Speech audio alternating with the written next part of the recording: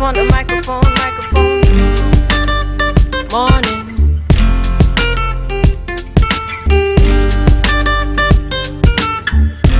I just want the microphone. Morning. Take the mask off your face and look at me face to face. Good morning. Put a smile on your face when you're moving from place to place. Good morning. This world is getting so cold. I wanna keep running like a soldier. Somebody must have touched my soul, 'cause there ain't no stopping till it's over. I wanna get up out my chair, 'cause everybody's getting so lazy. Don't want nobody touch my hair, 'cause a lot of sisters acting too crazy. And them not tough like this, rough like this, and them not nice like this. Some can't take it when you talk true sense. Rather hear the words that glorify nonsense. Yes, and I got my brain, and I'm pretty like my mama. I don't wanna pick your brains, I just want the microphone. Take the mask off your face and look at me face to face. Good morning. Put a smile on your face when you're moving from place to place. Good morning. I wanna share my love, but it's gotta be with someone who's precious. You're never gonna get my love, accepting that you're real precious. You're never gonna cramp my style, baby, 'cause I get a lot of pleasure. And if you wanna test my style, you better have a whole lot of measure, 'cause I'm a rock back chick, never tag along the never look back chick. Trendy, a little crazy, intelligently singing rock back chick. No sticks, no stones, or any kind of weapon don't belong here. I don't wanna break no bones, I just want a microphone. Take the mask off your face and look at me face to face. Good morning.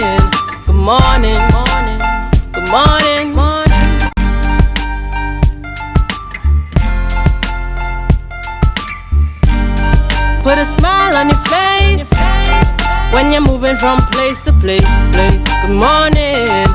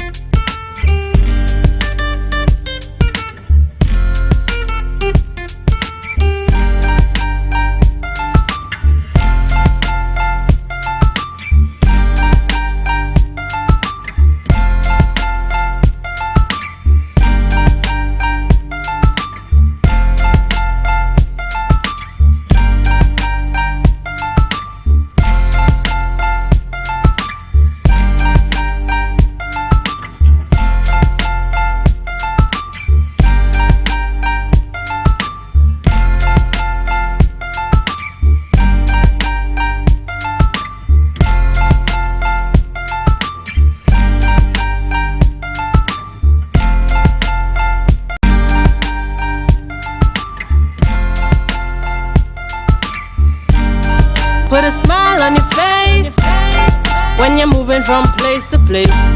Good morning. Good morning. Good morning, viewers. It's 7 a.m., just about 7 a.m. Welcome to the Tobago Updates morning show, coming to you here live from the Port Mall in Scarborough. It is the 1st of September 2022. And as we continue to give God thanks for life, I am Julian Skeet. And I am Natalie Seeley Richardson. And as always, we are delighted to spend all morning with you, our viewers and listeners.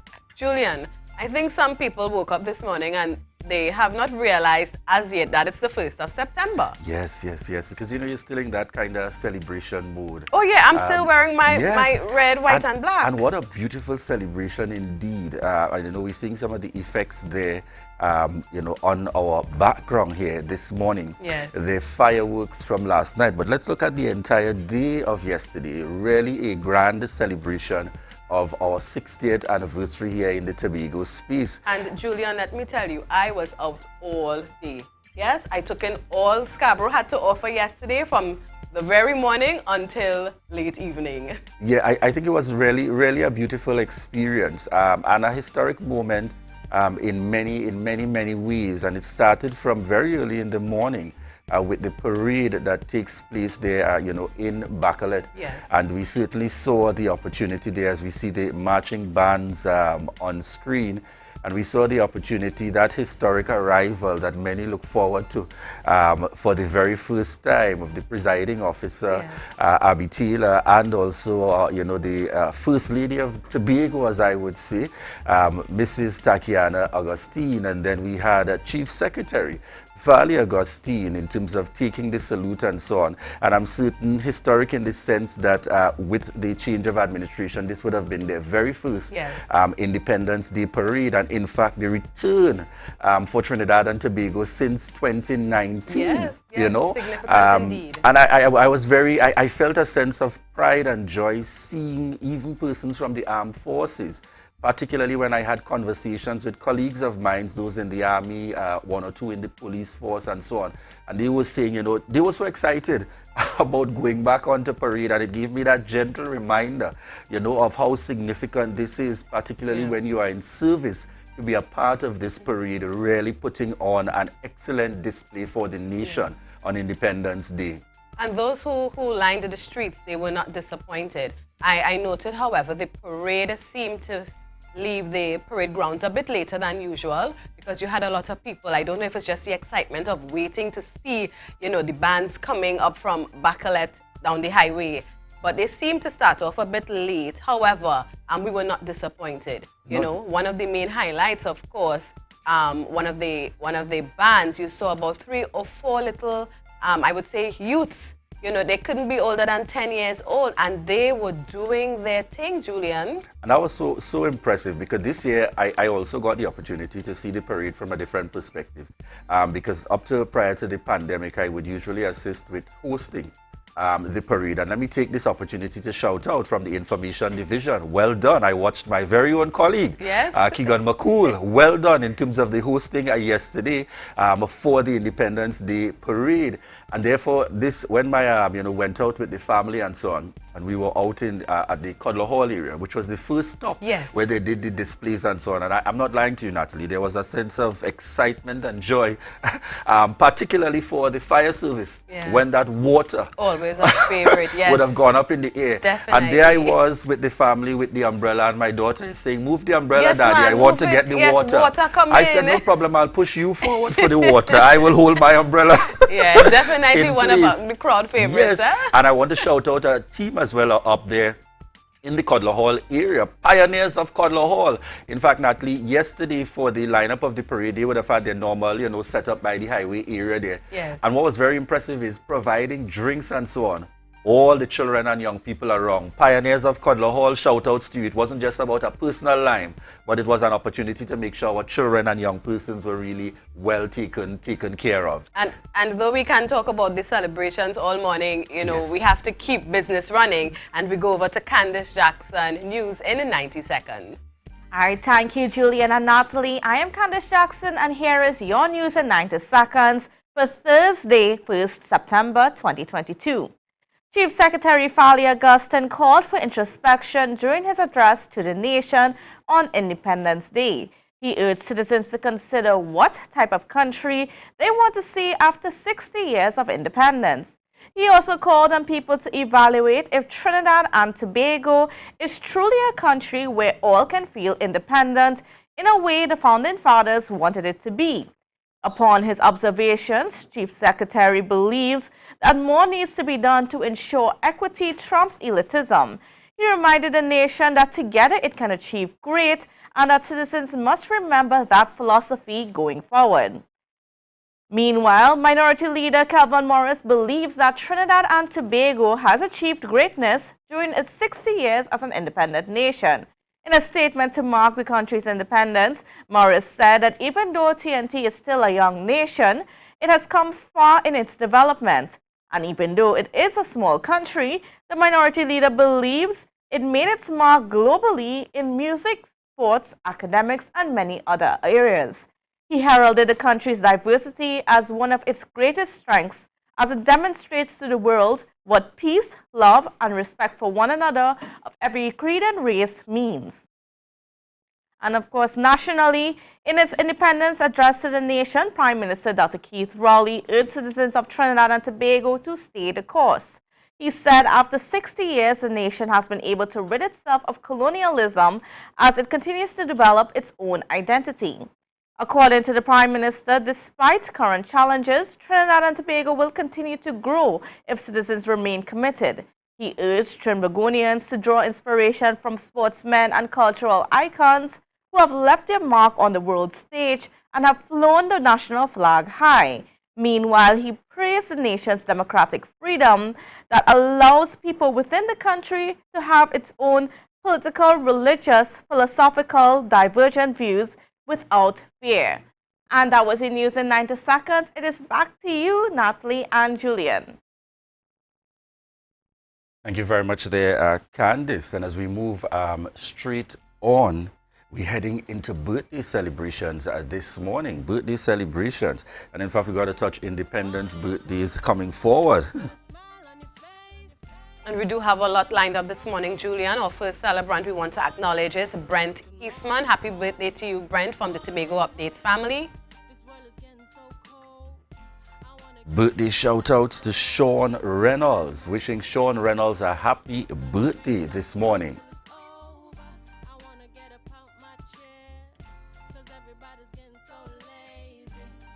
And Zan Arthur, as you continue to celebrate, we do hope you have a beautiful day. Yeah, man, and I want to send my shout-outs as well to Zan, coming from the entire family on the lineup. Laverne, Vernris, and the entire family, Simon family, wishing Zan a happy, happy birthday.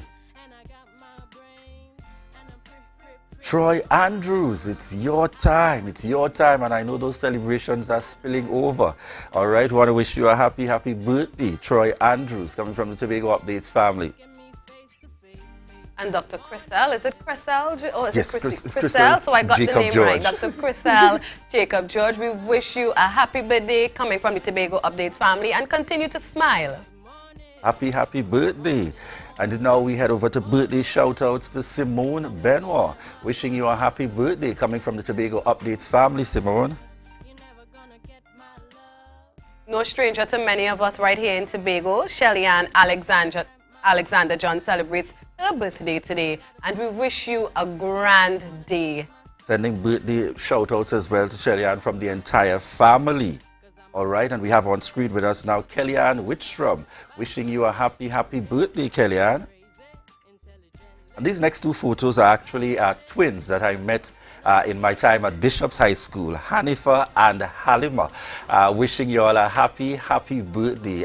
Indeed, an energetic combination, certainly. So we want to wish the sisters a happy birthday. And I know they may be far apart now geographically, but they're certainly going to enjoy the celebrations. Happy birthday to you. Janae Jones also celebrates her birthday today, and we wish her happy birthday. Janae, I want to send special birthday shout-outs from the entire family, daddy, mommy, your cousins, aunts, everyone. And that's my young cousin out there, Janae Jones, wishing you a happy, happy birthday.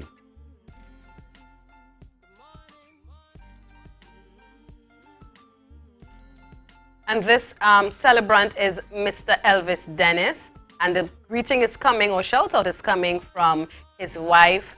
His birthday is, of course, today, the 1st of September, and his family just wants to wish him an awesome birthday. So his wife, Gemma, and daughter, Brittany, wishes you, sir, an awesome day. All right, and we should have one more in the mix, one more photo in terms of our birthday celebrations for this morning. And that's another family combination in terms of the twin, and that's Luenda Simon. So we also sending out Zana Arthur, his brother and sister. All right. Zana Arthur and Luenda Simon. And here she is on screen with us this morning. Luenda Simon also celebrating her birthday. And we want to wish you a happy, happy birthday indeed, coming from the entire Simon family. All right. And at this point, we head straight on into our rundown for this morning. It's Thursday, the 1st of September, 2022. Who do we have up, Natalie? This morning, Julian, you are going to speak with Braden Roberts, no stranger to us in Tobago and, of course, Tobago Updates. He is our TUTOR Tobago officer. All right. And we'll be also having conversations with Rhonda Hackett.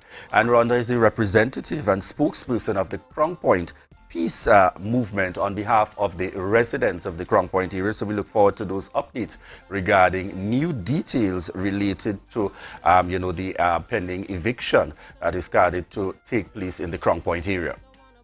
And this will be followed by us having a conversation with Councillor Petal Benoit, but she's not here in that capacity this morning. She's coming to us as president of the Signal Hills Secondary School Alumni Association, and she's going to speak to us about the newly appointed executive. All right, so viewers, we look forward to chatting with all our guests this morning, and thank you so much for continuing to connect with us.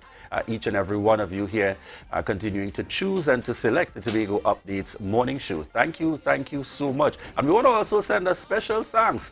We saw the commendations and the notes out there in terms of those who took the opportunity to tune in to Tobago Updates for the Independence Day coverage. And indeed, we thank you so much for the love and support, and we appreciate the feedback as well. Viewers, we want to thank each of you joining us via TV, those of you joining us via radio, and those of you online. Remember, this is your opportunity to share the live, share the live, share the live. You're never gonna cramp my style, baby, cause I get a lot of pleasure. It's all about red, white, and black, the walkathon and breakfast, and we're starting right here at the Dwight York Stadium. Yes, and then we going straight into Scarborough. Yes, we building our sweat boy, we coming through the streets of Scarborough, right? We in Fred Hudson, and after we leave Scarborough, you know where we headed next? Down to the Shore Park complex. So yes, remember we're celebrating it, and we're ending it off with the walkathon. Trinidad and Tobago, happy independence. We turning 60. Yes, boys. Everybody, drop it up together. Drop it up together, together. Family, where you there? Boom. Everybody only worrying. Never ever worry. Don't mind how things looking hard. I tell them never ever worry. If your life can't get damaged bad. I tell them never ever worry. What I'm saying is true. So just consider Tatil is always right here for you. I tell them never ever worry. Don't mind if life make you sad. I tell them never ever worry. If your house get flooded out real bad. I tell them never ever worry. What I'm saying is true. So just consider Tatil is always right here for you.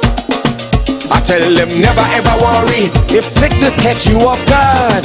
I tell them never ever worry. If times fall on you real hard. I tell them never ever worry. What I'm saying is true. So just consider Tatil will always be here for you. Never worry about a thing.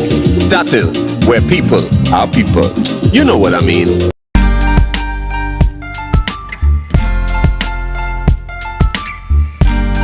Put a smile on your face when you're moving from place to place.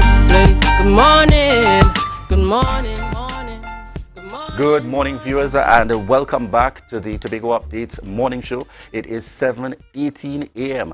Just before we head into this segment this morning, just a public service announcement to indicate to persons as per the Tobago celebrations, the THA celebrations that continue for the 60th anniversary.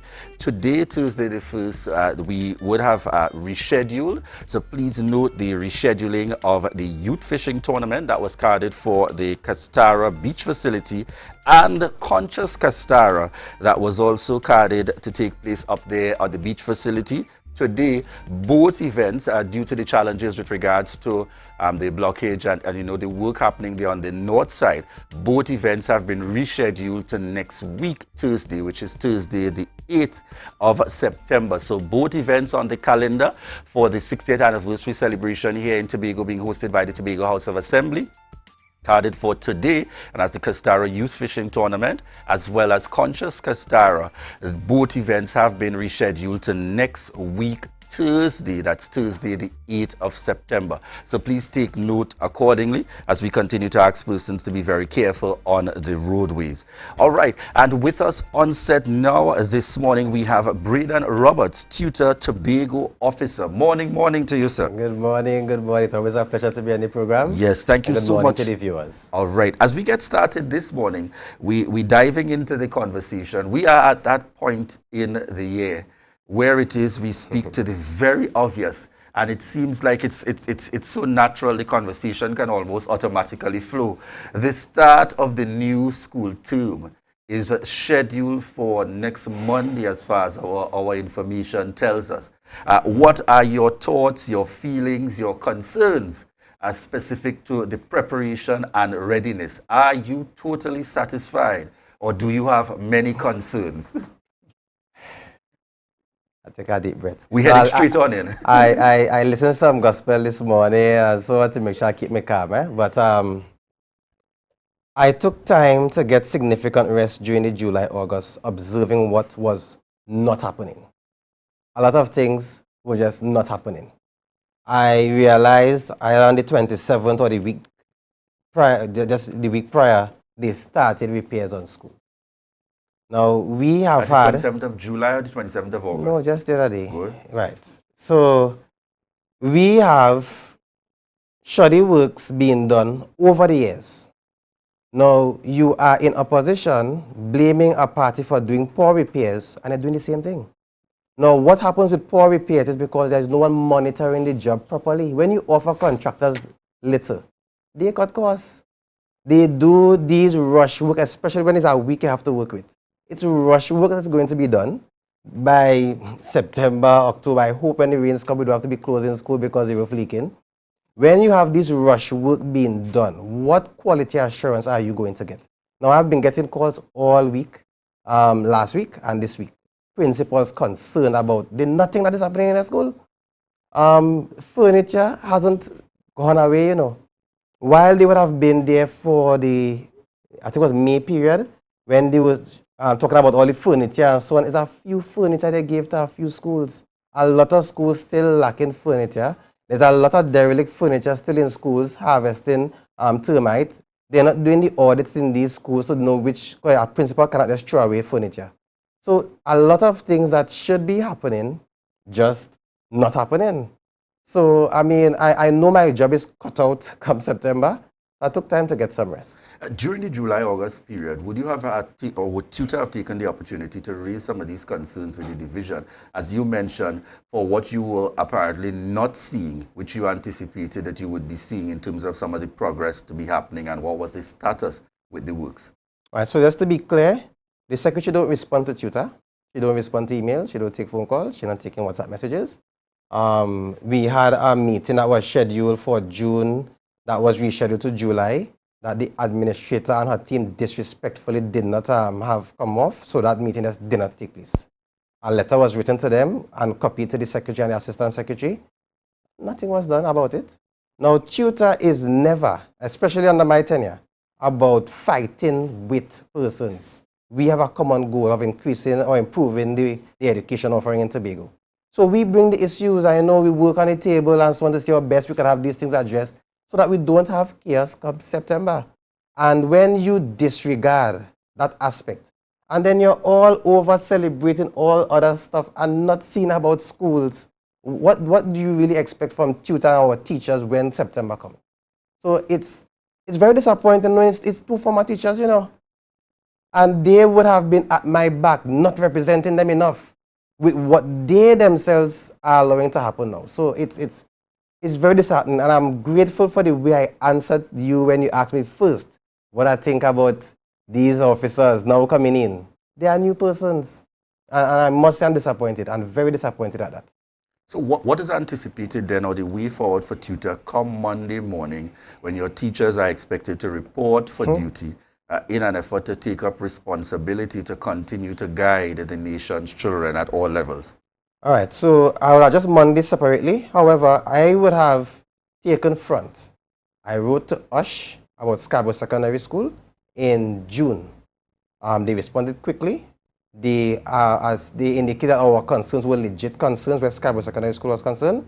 But I took the opportunity to send a spreadsheet of all the schools that I was able to get information on with all the issues. So, and it's amazing if I was to share this spreadsheet with you all. They know about these things, and you're going to start repairs a week before school open. So teachers have put out for them the refusal to work, under which conditions we were going to refuse to work. Also, I'm going to follow up with us on all those health and safety concerns.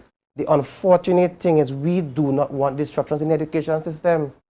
But, I mean, we have to be fair to ourselves. Our principals have an unsafe school with students, they're getting injured. It's the principal's responsibility, you know. It's not that the secretary or the assistant secretary have to stand blame for a principal allowing a child to be injured with negligence on the compound. So we are going to make those hard stands. So where the school is not fit for opening, we are going to use either the refusal to work, and USH, we are following up with USH, because USH gave the division until September, and it's amazing how they disregard USH. So probably they may be working midnight every night until Monday and may be ready. My question would be, you of course don't seem very hopeful that the works will be completed, and it's a bit of a concern based on the timelines that you've mentioned, the 27th, which was basically only a few days ago, the works being started. What percentage of schools do you anticipate will have challenges come Monday morning? It will be majority, and for different reasons. But at least for me, you see the furniture issues. When we are in the media giving grants to maxi taxi drivers, they're driving children to come and sit down on what? We need to be able to prioritize these things. Now, they put out some misinformation in me, and I left it to slide, that the suppliers wasn't able to provide enough furniture in time. But if I come to your store and order furniture the day before I need it, how would you expect to get it? So we need to be more proactive, and if we put our focus and the seriousness to education that it deserves, we will be better off, especially in Tobago, you know. We are leaving too many of our children to slide, then we equip our police officers to run them down in the street afterwards. Our education system needs serious people treating with the issues. So my question would be, this doesn't seem like a new issue at all, Breeden. It seems like we face these challenges each and every year.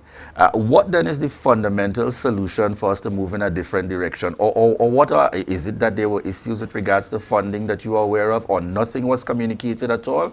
What do you feel naturally led to this kind of delay in treating with, especially as you mentioned, with the reality of a new administration that would have operated in the minority before and saw these concerns before time and could have almost anticipated, and this being the very first within the first year of office?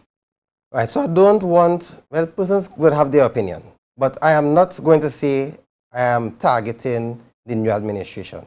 There is a division with employees there who've been there before, and those in PIU who know the issues.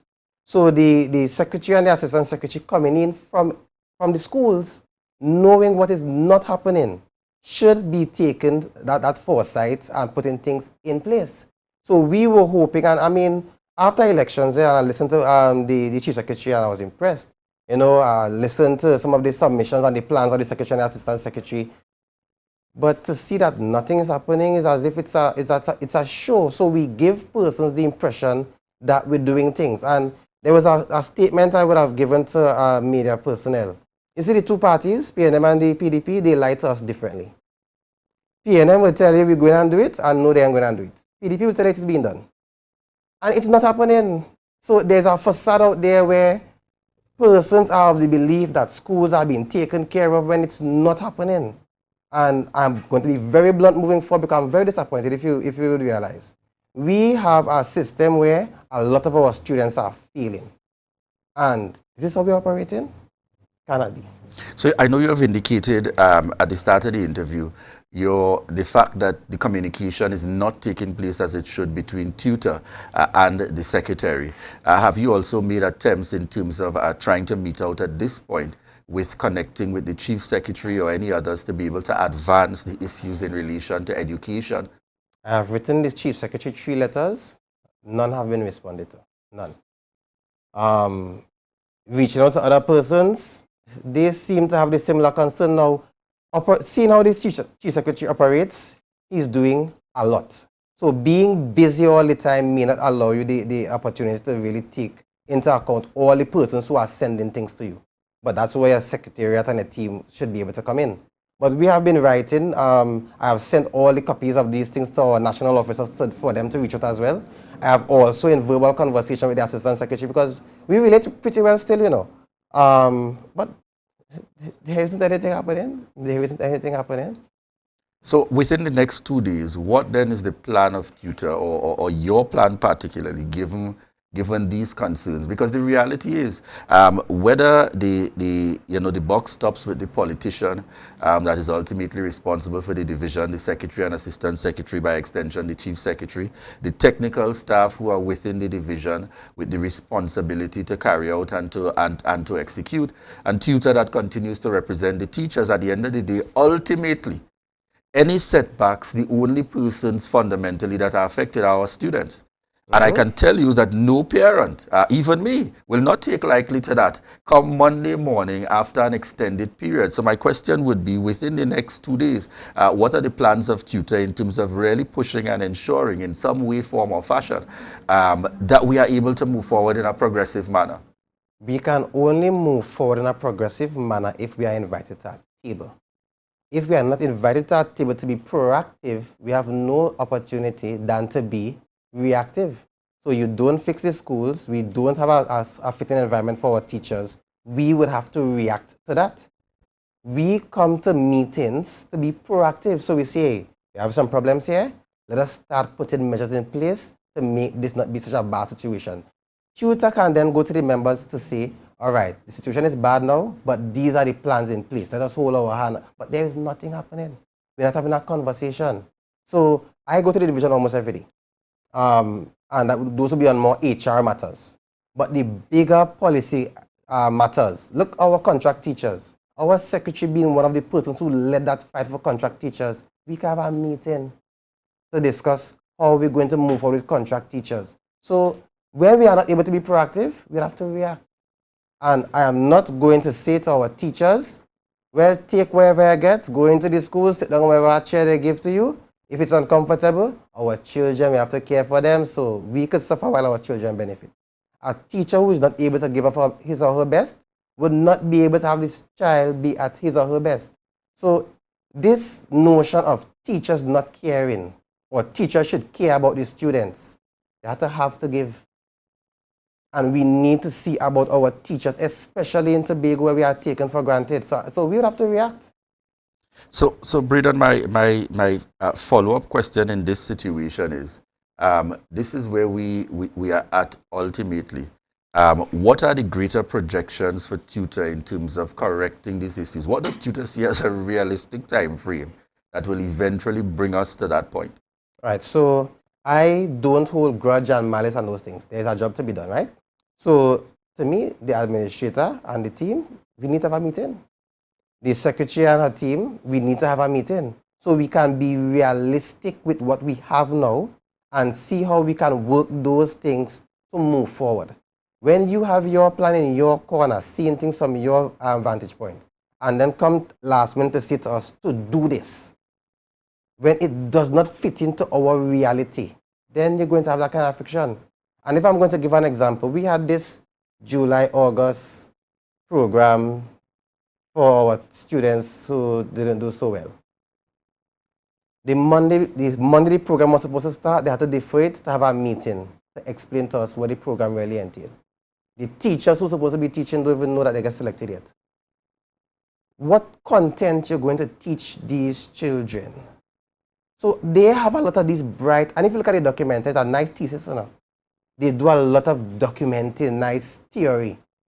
But there needs to be meaningful consultation. Also disheartened. At the meeting, they have plans for consultation. So you're starting a program, and we will consult sometime down the road.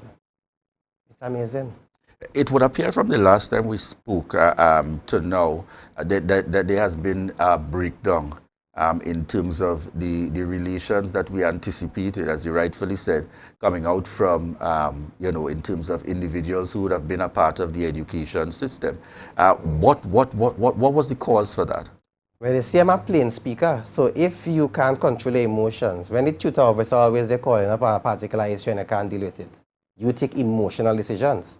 So because your emotion is not at that level of maturity where you understand, the Tobago officer has his job to do. So he will, I have no issue with this secretary in a personal capacity.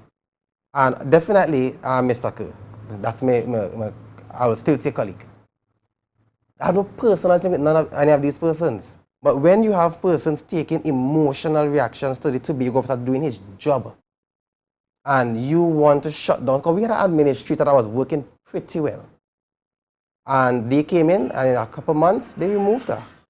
And there's an administrator now where we have to interact. But I'm not seeing the professionalism.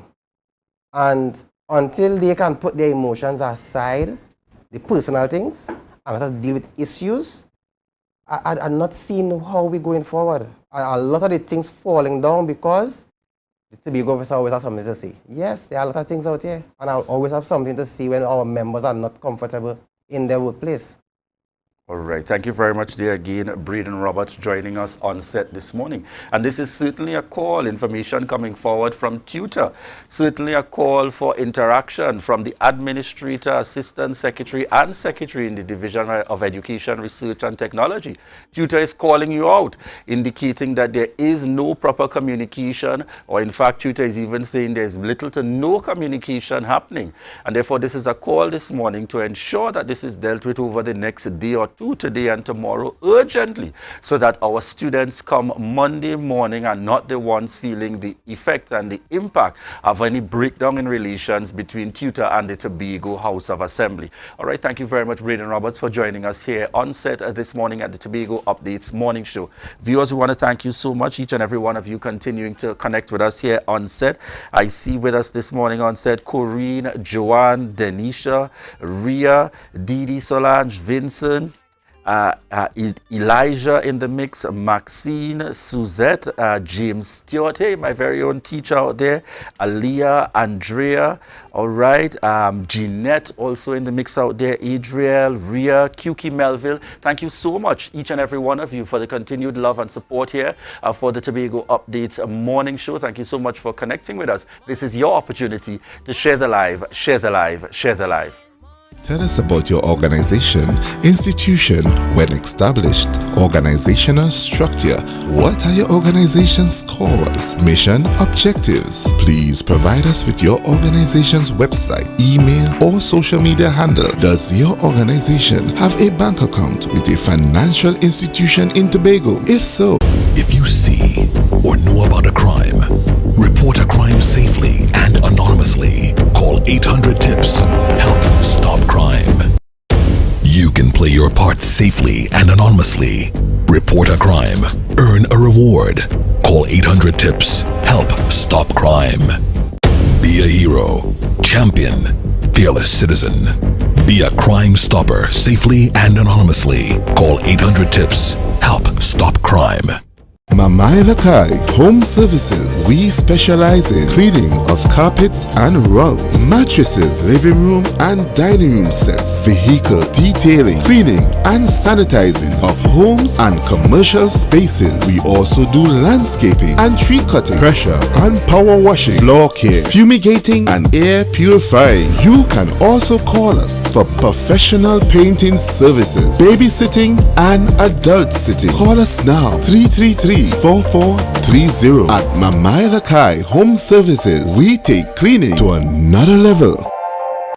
Excel Spa by Haley, where our highly trained staff are ready to deliver the top-class services in facial massages, waxing, nail enhancement and body treatment. We are ideally located at Coco Avenue, Susaland, Tobago. You can find us on Instagram, Facebook, TripAdvisor, or you can call us on 730-0149. Exhale Spa by Haley. Relax, renew, and rejuvenate.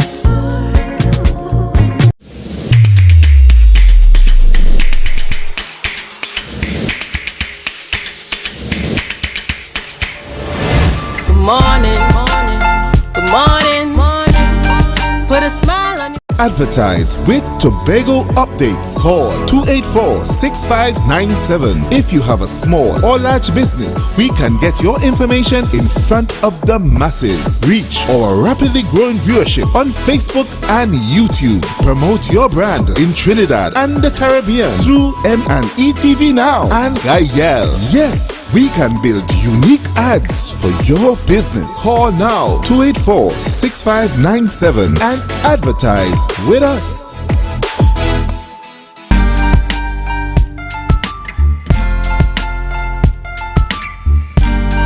Put a smile on your face when you're moving from place to place.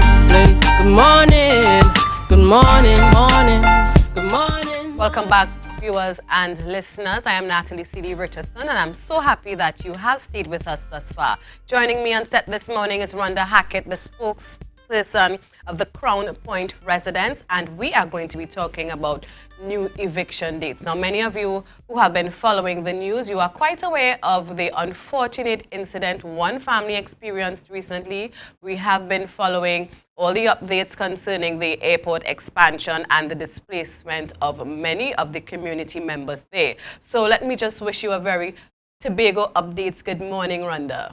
Thank you very much. Happy to be here, and good morning to your listening audience also. Unfortunately, our conversation may not be a very happy one this morning as we talk about the continued development in the Crown Point area and talk about eviction notice. So can you just bring us up to speed? Yes, just kind of piggybacking on our recent event. We have just celebrated our independence, 60 years of independence, and I am sitting here not feeling that independence more that you speak of, because part of being independent involves, you know, that liberation where persons feel free to express themselves, be who they are, the right to property, the right to be treated as opposed to as a slave or as a someone who belongs to a colony. Right. And right now we feel as if, you know, you're still under bondage, and in spite of your inner desire, that is totally disregarded and disrespected. From the very inception of this issue, as a resident, it is painful to have to be severed from your home that you know all your lives, but we had reached a point where we said, you know what? The government has said this is for the greater good of our country. Right. And we said, well, yes, we are willing to go through that move for the betterment of our society. But the reality is how the process is being done continues and consistently remains an inhumane, harsh treatment. Right, and I wanted to ask you, and you mentioned it actually, because a lot of people are wondering, is it that the residents are giving all this trouble? But here you are saying the issue is not that y'all are not willing to move. So where exactly is the breakdown? Is it in communication? Is it at the negotiation table?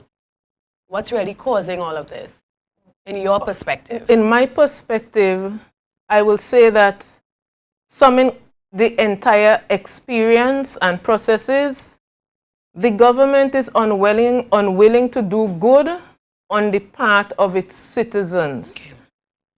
When there was the opening ceremony for this airport expansion, the finance minister did indicate that it has been 21 years that a plan like this was in making. And I am asking, if it is 21 years, this type of plan has been in the thought process as a brainchild for the government, why is it much better has not been put in place for the families and the community that it has to be uprooted? And from the very get-go, the very inception of this project in 2018, They had everything fully outlined for the airport construction and its development. There was next to nothing in place for the relocation and settlement of the residents. It would have been through constant agitation and fight, as you would have seen, on our part, that eventually over time, provisions slowly were being put in place, reluctantly were being put in place. Now, the current THA has pledged, and not just by word, but by action, they are willing to assist us. But however, the central government position is, we need them out, and we need them out now. And so that is the experience to which we are experiencing at this time, and hence the reason I am asking. We are saying independent, but are we really independent? Right. Are Tobagonians truly independent, or are we just a colony of Trinidad? Right. Based on this treatment, if it is our governing body, which is the THA, has expressed their willingness to work with the people to truly create the smooth transition and the duty of care that was indicated would be given, then why not work along with all local governing body to ensure that this is executed? The matter is before the court, and still yet the state continues to proceed with its operation. So this is not really a court issue. It is blatant, because normally whenever a matter is before the court, everything ceases until you are given a court decision. However, the state continues to act. So we can comfortably say that this matter is beyond the court, and it is really a political fight. And so Rhonda, let me just ask you, what exactly is before the courts? Well, the eviction notices were served since July 6th of this year. Right. And so we would have sought legal advice and take legal action regarding that, because it meant eviction after a 30-day time frame would have elapsed to prevent what would have transpired on the 11th. Right. However, there was no injunction granted to ensure that persons were given adequate time to be able to move, and that pretty much is what we were and are seeking. Ample time to be able to move out in a humane manner. However, that has been disregarded.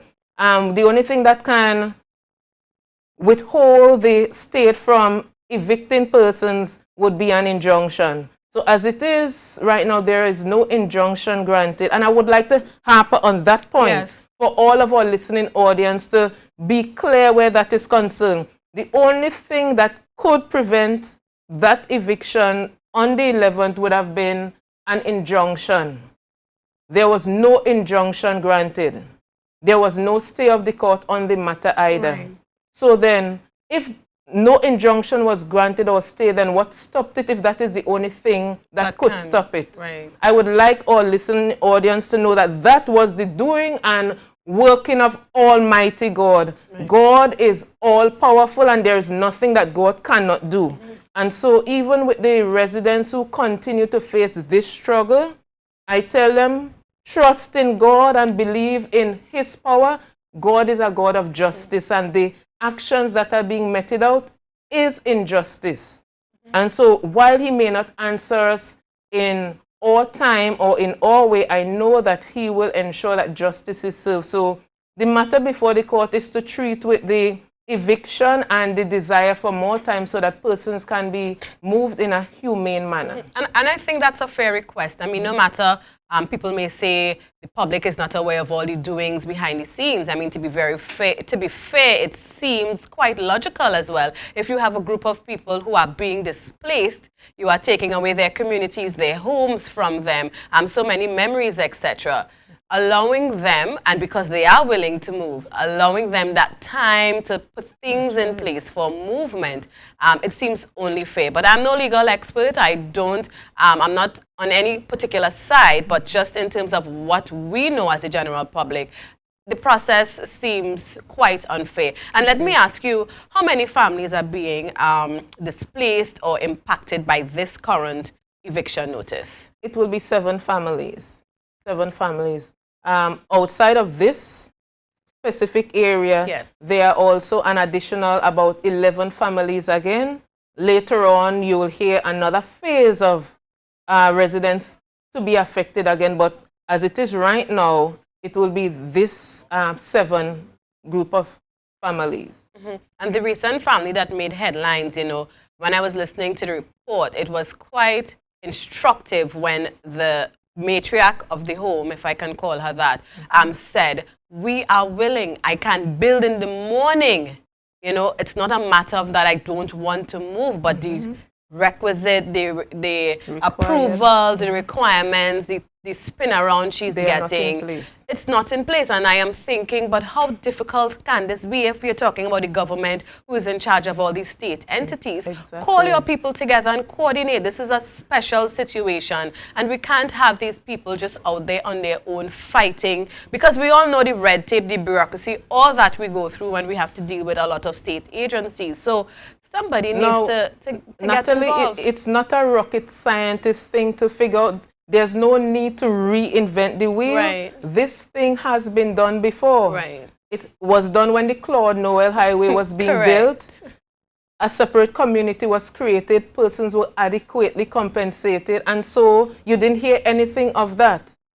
Even in terms of the Piarco International Airport, the conditions under which those persons lived, after the government was finished with them, they were happy. Oropoon's Gardens stand and exist as a witness to that level of operation. And I am saying, why treat Tobagonians less than substandard? And we need to be mindful. If we allow this level of injustice to take place, it means that it can happen. We are setting precedents as to the standard to which we are willing to accept as Tobagonians. And I think, for me, this is unacceptable. And better can be done. The central government needs to stop fighting with the THA. We are one people, and to ensure that the best outcome result. We are building an airport to bring foreigners into our country. I was always taught as a child that you treat with home first. Yes. And if you want to welcome outsiders into your home, you need to lead by example and show how you would have best treated with your own family before you could bring outsiders in.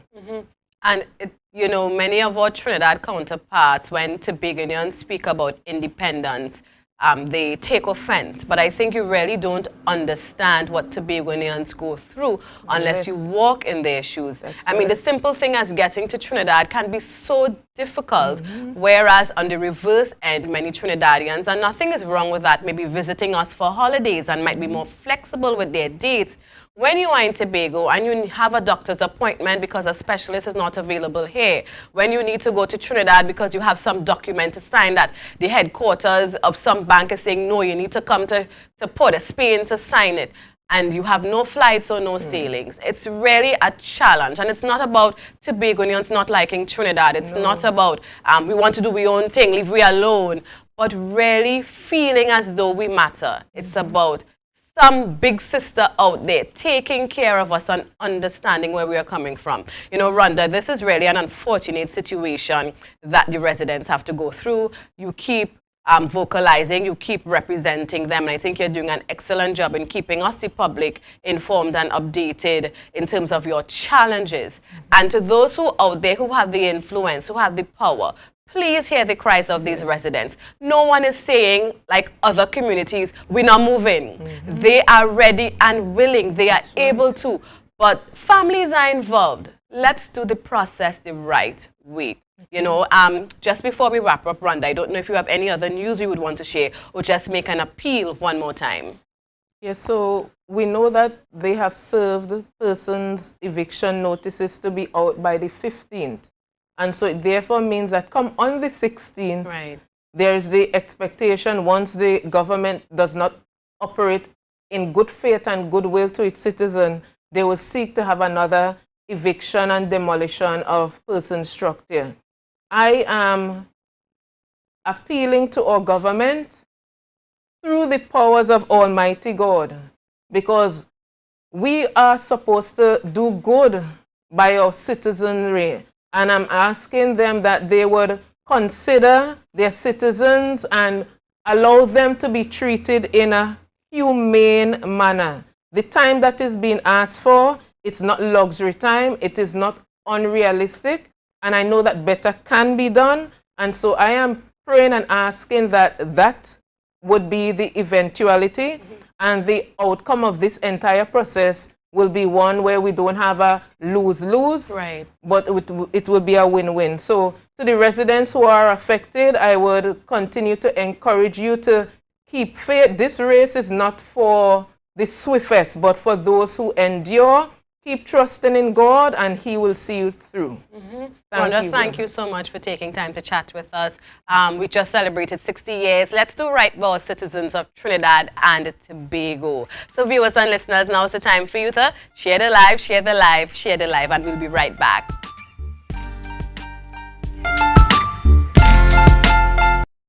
MI4 Security Services Company is the most advanced security service in Tobago. Ask about our cash and transit service. It's safe, risk-free, reliable, and timely. We provide safe banking delivery for all business types and sizes with highly trained staff, 24/7 monitoring, coordinated emergency response, and a well-maintained fleet of armored vehicles. Contact us at 660-7723 or visit our website at www.mi4securitytt.com to sign up today. Tobago Glass Supplies has been a leading name for over 37 years in the glass and aluminum market in Tobago. We provide an extensive range of high-quality, innovative aluminum and glass products for commercial and residential use. Competitive prices with superior and professional services by committed employees who are guided by rigid quality standards. Tobago Glass Supplies specializes in the manufacture and installation of glass and aluminum products that are essential to today's homeowners and the business environment. We are engaged in marketing, sales, and installation of a variety of products. These ranges from windows and doors to necessities such as mirrors for homes and vehicles, designed and manufactured in-house or imported.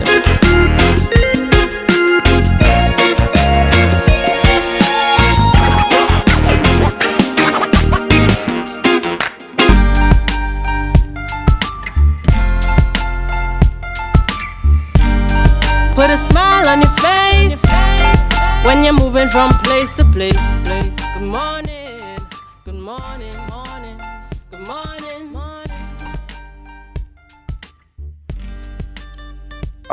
In this segment, we are going to be chatting with Councillor Petal Daniel Benoit. We're chatting with her this morning in her capacity as president of the Signal Hill Alumni Association. Morning to you. Good morning, Julian. I should start off by saying congratulations to the newly elected Madam President.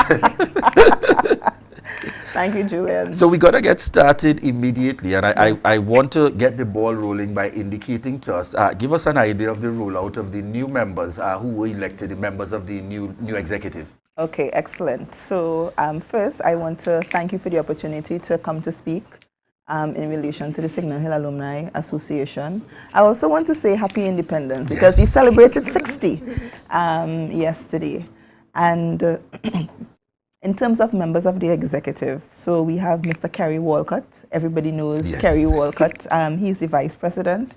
Mr. Dion Brown, secretary. Kimmy Potts, PRO. We have our treasurer, Mrs. Tamika King Trim, and our assistant treasurer, Miss Emery Waldron. There are a number of other positions that are required that the executive will sit and meet our point. So we will review those in short order in a view to appoint those officers. All right, so shout out this morning to my very good friend, Kimmy Potts of the PRO. Yes, the PRO. All right. Kimmy needs no introduction. Yes, no introduction at all. All right. Tell us something in terms of what's the term of office for, in terms of following this election for the executive? So the term of office is 2 years. We would have been installed a few days ago, pre-independence, so I guess it was independence, the day before independence. And we are installed, we are in office for 2 years. What we will aim to do is build on the work of the past, because of course there was an executive in place before the alumni was functioning. So we want to build on that work. We want to create an environment where past students as well as current students can come together and fellowship. And we want to work with all our stakeholders. We want to work with the principal, we want to work with the teachers and staff, we want to work with past and present students to create a learning environment that is exceptional and next to none. So we want to make the school, as its vision, the premier learning institution in Tobago. All right. Tell us a little bit further in terms of where do you anticipate, or what is your greatest hope and aspiration in this 2-year period, or your main focus as president for the Alumni Association? Bearing in mind we have seen over the last few years, which has been quite impressive, and I always make that point, a number of the Alumni Associations, so the various schools in Tobago, really stepping up and taking up our responsibility in terms of supporting our institutions and moving them forward. And I always make the analogy, as challenging as a school experience might have been, and I used to make that analogy in relation to university. And we know UWE and no easy bed of roses, and it's a lot of stress. Yes. But I tell persons I always support my alumni, because if today or tomorrow the University of the West Indies is no more, then it questions and brings into questions my qualifications at the undergraduate level. And therefore we have seen it transitioning into high schools, where it is persons in Tobago are taking a greater level of interest. Bearing in mind, as this new executive, what would you say is at least one area for you that would be a main focus for the upcoming 2-year period that this executive will definitely look towards achieving? One main focus is to meaningfully support the school and the students. What we want to do as well is to have engagements, because we are here to serve. We understand that we may not know everything, especially that we are new. We may not know all the needs of the school and the students. So what we want to do as well is to have meaningful engagement. So we understand what the needs are and we put things in place to address those needs. We also want to follow the objectives of the alumni. And the objectives is to create an environment to support and build, improve the school structure as well as its building and the compound. So we want to work with all our stakeholders to achieve our goals and to achieve our objectives. Tell us about your intentions, and I know, Petal, one of the ways in which I was able to meet you a number of years now is through your NGO work. Yes. You know, through JCI, and having that exposure and experience through, you know, in JCI. My question to you would be, can we look forward to opportunities where the association would also seek to partner with NGOs and community-based schools? Because a number of the names I have heard you call are also young persons who are involved. And tell us about that aspect. Yes, we would want to partner with NGOs, because of course we can't do it alone. We want to partner with other civil society. We also want to partner with other alumni associations, because they have been doing it too. We want to learn from the things that they have done well, and the things possibly that they have not done well, how can we improve on those things? So is providing an environment that we can collaborate, NGO, civil society, and possibly even government as well as the school. So we can't do it alone. We are also calling on all our past alumni to come on board. I am happy to report that a number of persons so far being elected into office would have reached out and willing to provide the support and become members. So another thing that we want to focus on is building our membership. I think we are possibly the largest alumni in Tobago, so we want to encourage persons to be members of the alumni organization to further the work of the association. Tell us about the process. How do persons get involved? Those who have had, even if it was a few years or they're full-time at a Signal Hill, tell us, how do they get involved in the association, contact information, reaching out? How do they register to ensure that they become members? So to register, you can go on our social media handles. We have the Signal Hill Signal Hill Secondary School, and we also have the Signal Hill Alumni page. There is a Google form that is required to be completed, and there is a minimal membership fee. All right. Tell us as well the working relationship. Have you had initial meetings just yet, principal and the team, in terms of current staff? No, not as yet. We would have been communicating closely with some current members of staff. shout out to Miss Patrice Carut Jack and Miss Ciandy Blackman. They have been working closely with us so far. We have also had some initial communication or conversation. The principal would have spoken to us briefly at our installation, but as an executive, we hope to meet in the coming week, and we also want to formally meet with the principal, staff, and other members. All right. In the Tobago space, politicians are also active parts of their alumni associations. Yes. Tell us about that balance in ensuring that we continue the separation. Just as we have seen in terms of the Bishops Alumni Yes. Association, the minority leader, chief secretary, and a number of the others, we have seen it in terms of Scarborough Secondary. Similarly, in terms of coming out of Signal Hill, can we see naturally the putting aside of what would be the political divide for support for schools? Most definitely. There's time and place. So there's a time for the politics and there's a time for this sort of work.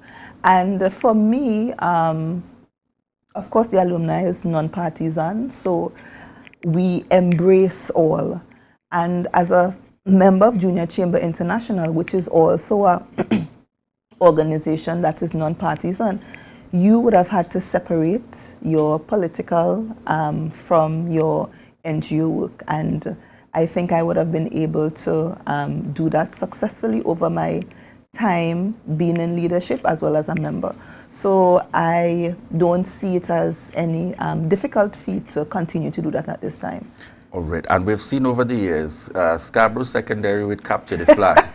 Bishop's High School with homecoming, and it's Yes. sneak peek, so it's still too early. It is too early, and this is something that we want to meet out with to our members to get an idea, you know, what we would really want to put forward in terms of that kind of fellowship. So yes, something is coming, and we have been seeing on social media where past alumni, past students have been clamoring for something to happen. So something will happen. It will happen with your involvement. It will happen with your input. So we want to hear from you. We want to know your thoughts. All right, excellent. Any closing words or reminders to the members of your alumni before we wrap this morning's interview?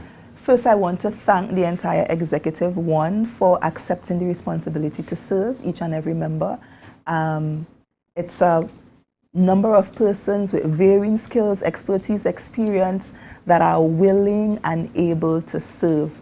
I also want to congratulate everyone for being elected unopposed. And I look forward to working with all the executive members as well as the persons appointed and all our stakeholders, or principal, or students, or staff, and the past alumni. All right, thank you very much, Diana. I can't have you on set, just as you mentioned, and just as we started this morning's show, speaking to independence. This year is a big celebration for us, started yesterday in terms of 60. Your words, and this is where we move into the Councillor Petal Daniel Benoit. I saw you out yesterday at the 60th anniversary celebration, the parade and so on. Your words, what would you want to share with our viewers alike, those in Tobago, Trinidad, in fact, those in the region from the diaspora? It was really good to be out again, witnessing the parade after 2 years. It was awesome. What I did miss is a number of the detachments, especially the unarmed. So I missed the Girl Guides, the Scouts, the Brownies. But I think it was a good start in terms of reopening. I just hope that we will build on that going forward. I also enjoyed the fireworks. So I want to congratulate the team and the committee for ensuring that there was something that Tobagonians can experience in terms of our 60th anniversary celebration. 60 years, we are a young nation. We would have grown from strength to strength from 1956 to now. So I just want us to continue to work together. My prayer is that we continue to work together, opposition and government, to provide opportunities for all of Tobago. And we got a photo on the screen there. Yes, for and all of Tobago. And I suppose this was a very good showing yesterday. Yes. I saw the likes of, of past Chief Secretary, Mr. Kelvin Charles, Minority Leader present, past secretaries, Master Melville Jack and Nadine Stewart Phillips. I'm also seeing Mrs. Charles, and also MPs, Shamfa Kaju and Ayana Webster Roy. So it's a good indication. Yes, it's coming together. We can't, I don't think any one person could do it alone. Any government could do it alone. So once we come together, we will further the development of our island and our people. All right. Thank you so much again for joining us on set here this morning. Folks, an excellent way to wrap this morning's show as we just close out that interview with Councillor Petal Daniel Benoit. But yes, firstly in her capacity as president of the Signal Hill Alumni Association. And yes, let me acknowledge those on the live. I see my very good friend Kimmy is on the live with us this morning. And support also from Kerry Walcott on the live, Godfrey, Mr. Suzette, James Stewart in terms of commendations to the teachers in the mix providing that support. Giselle Donaldson Yates indicating and sending her congratulations as well. So we want to say and wish the very best to the Signal Hill Alumni Association going forward. And we look forward to those activities and initiatives that will be upcoming, because you know how we do it in Tobago. We may all have our various high schools doing our thing, but we try our best to support each other as we move forward here in this one Tobago space. And in the words of Councillor Petal Daniel Benoit, looking forward to that coming together, even at the level of our leaders, setting that right example to really move and advance Tobago in the right direction. Viewers, we want to thank you so much for the continued love and support for the Tobago Updates morning show. It's been a beautiful morning. Natalie and I have certainly enjoyed a beautiful morning with you.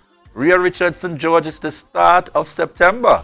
I want to see an independence photo. Yes, I know you're not back yet. Send me an independence photo that I can share with our viewers on set. All right, let me not rush Ria too much at all. Wishing you and the family enjoy the vacation time out for now. Viewers, we thank you so much. Those joining us via Gael, those joining us via M&E TV, those connecting via Smash Radio, and those on Street 91.9 FM.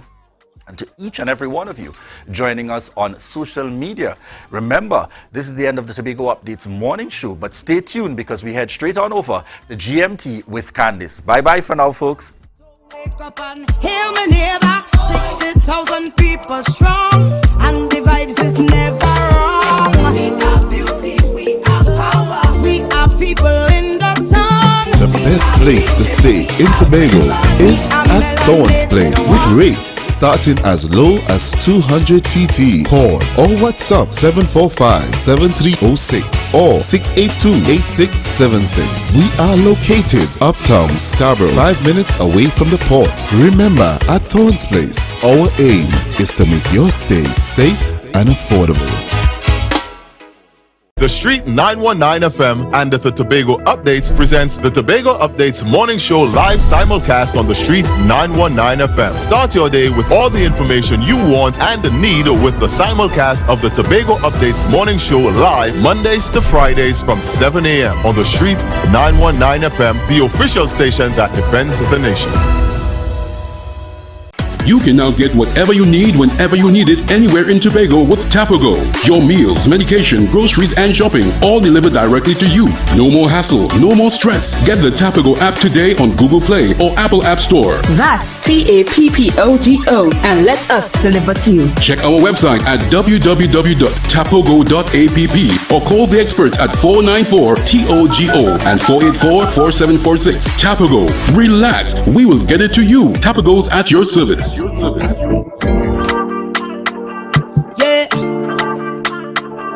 Hey. Tobago updates. Na, na, na, na, na. Good morning, Tobago. Na, na, na, na, na. Wake up with Candace and Denasia. Let's go, go. It's a brand new morning. Rise up to a brand new dawning as the passion start to rise. The energy fill the skies. I say thanks for favor to wake up and hear me neighbor.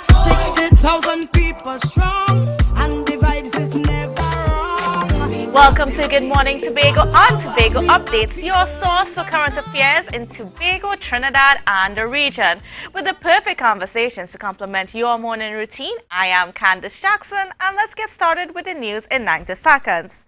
Chief Secretary Fali Augustin called for introspection during his address to the nation on Independence Day. He urged citizens to consider what type of country they want to see after 60 years of independence. He also called on people to evaluate if Trinidad and Tobago is truly a country where all can feel independent in the way the founding fathers wanted it to be. Upon his observations, the Chief Secretary believes that more needs to be done to ensure equity trumps elitism. He reminded the nation that together it can achieve great, and that citizens must remember that philosophy going forward. Meanwhile, Minority Leader Calvin Morris believes that Trinidad and Tobago has achieved greatness during its 60 years as an independent nation. In a statement to mark the country's independence, Morris said that even though TNT is still a young nation, it has come far in its development. And even though it is a small country, the minority leader believes it can make its mark. It has made its mark globally in music, sports, academic, and many other areas. He heralded the country's diversity as one of its greatest strengths, as it demonstrates to the world what peace, love, and respect for one another in every creed and race means.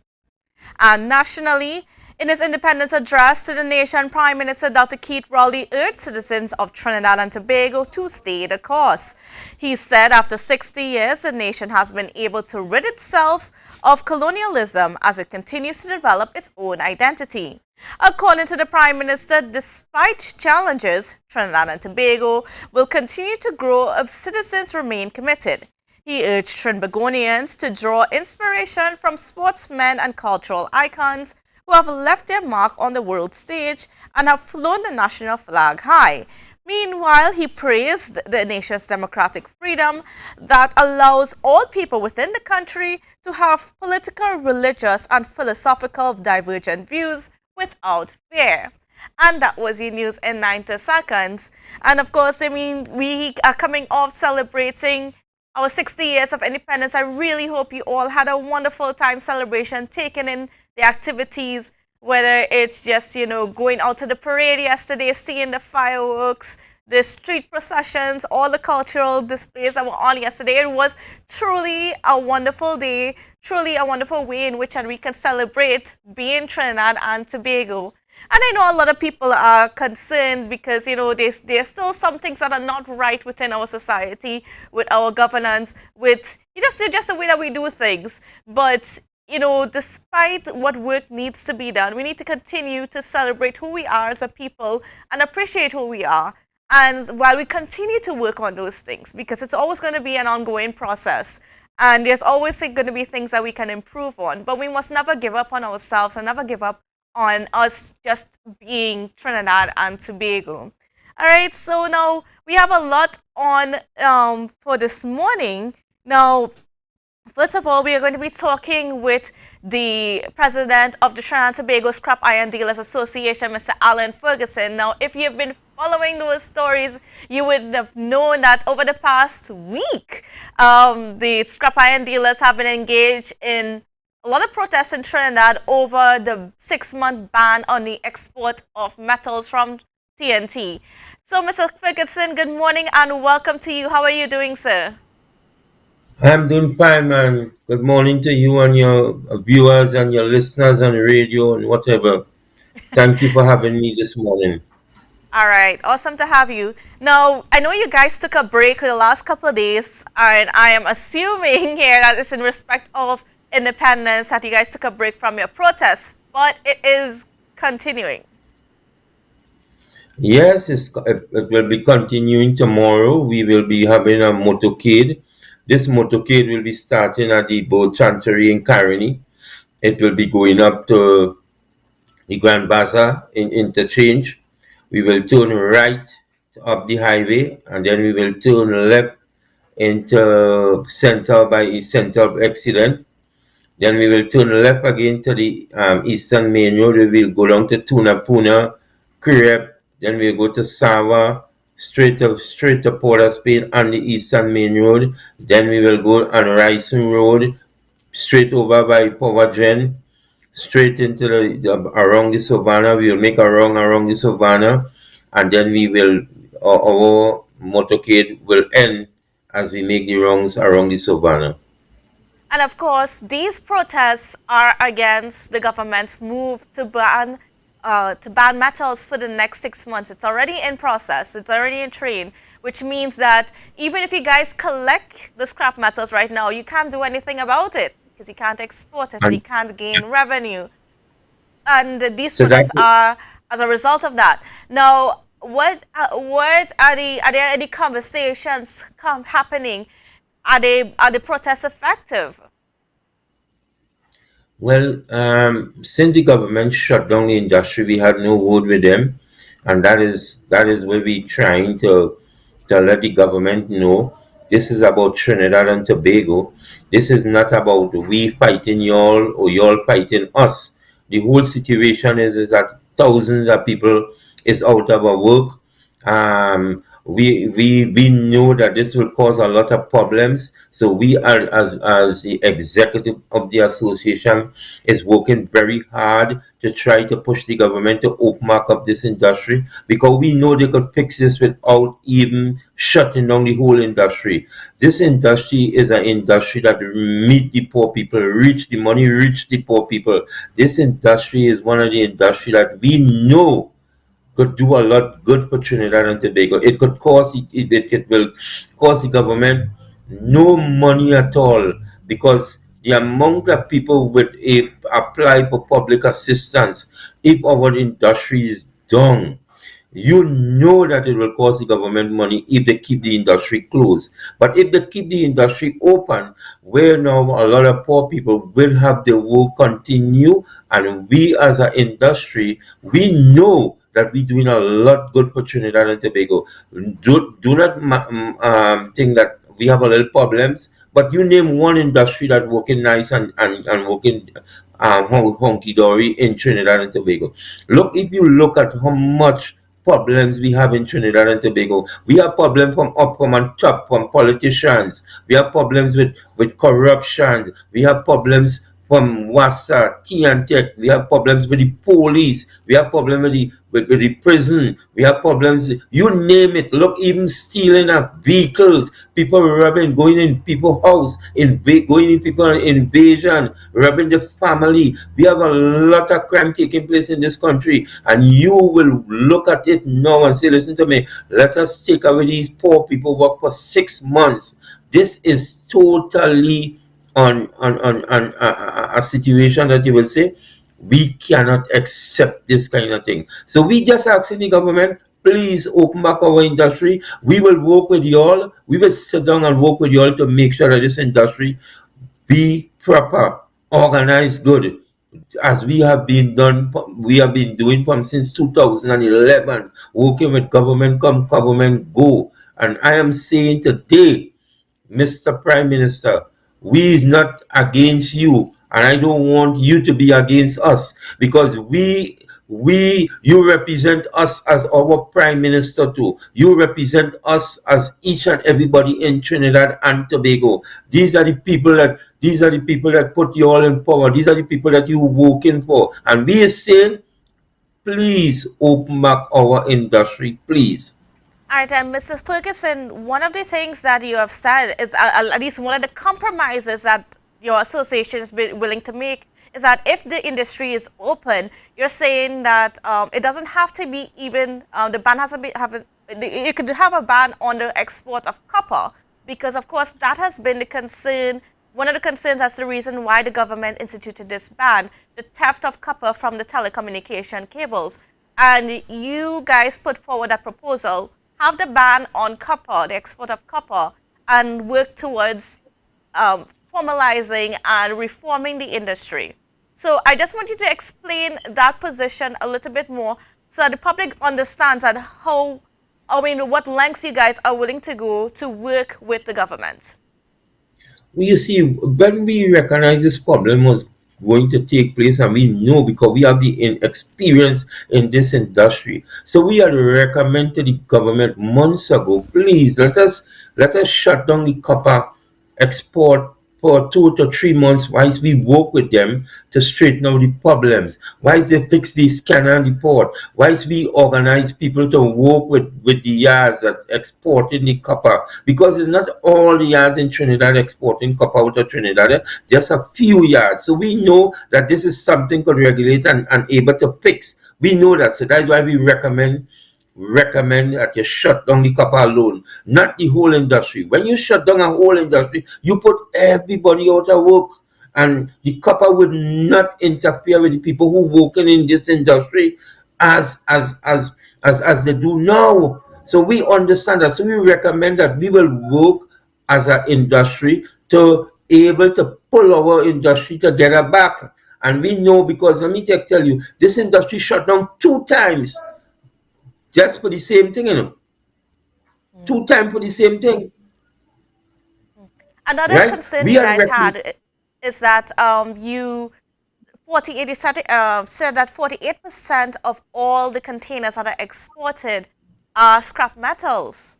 So that means that you guys actually bring in a lot of foreign exchange to the country in that respect. I don't know if you have any more data as to say, what our country is losing out on when it comes to foreign exchange because of the 6-month ban. No, well, the country will lose more than about 24 million US dollars for the 6 months, for sure. You could understand that you shut down an industry that you just a month and a half or 2 months ago you were saying that the industry, the Ministry of Trade is saying to us that the scrap iron industry have improved from 2019 to 2022 47%. We know that we out of the port of Point Lisas and Port of Spain port is send out the most container. This is you saying too, So you could understand the problem that you put in the country in. Remember, let me tell you something. The men and women that work in this industry, we sit down. We would have sit down years ago, and we would have said this industry was able to do good for Trinidad and Tobago. And not even that, they would have put a committee in place about 2 or 3 years ago. The same government. And the committee would have tell them that this industry is one of the industry will do good for Trinidad. Y'all will have known that 3 to 4 years now. But more than that, and y'all will just sit down to understand that if we have a problem to fix in this industry, let us work to fix. You say 7 years and do nothing about this industry. And now you just want to shut it down, and then you will talk about other countries.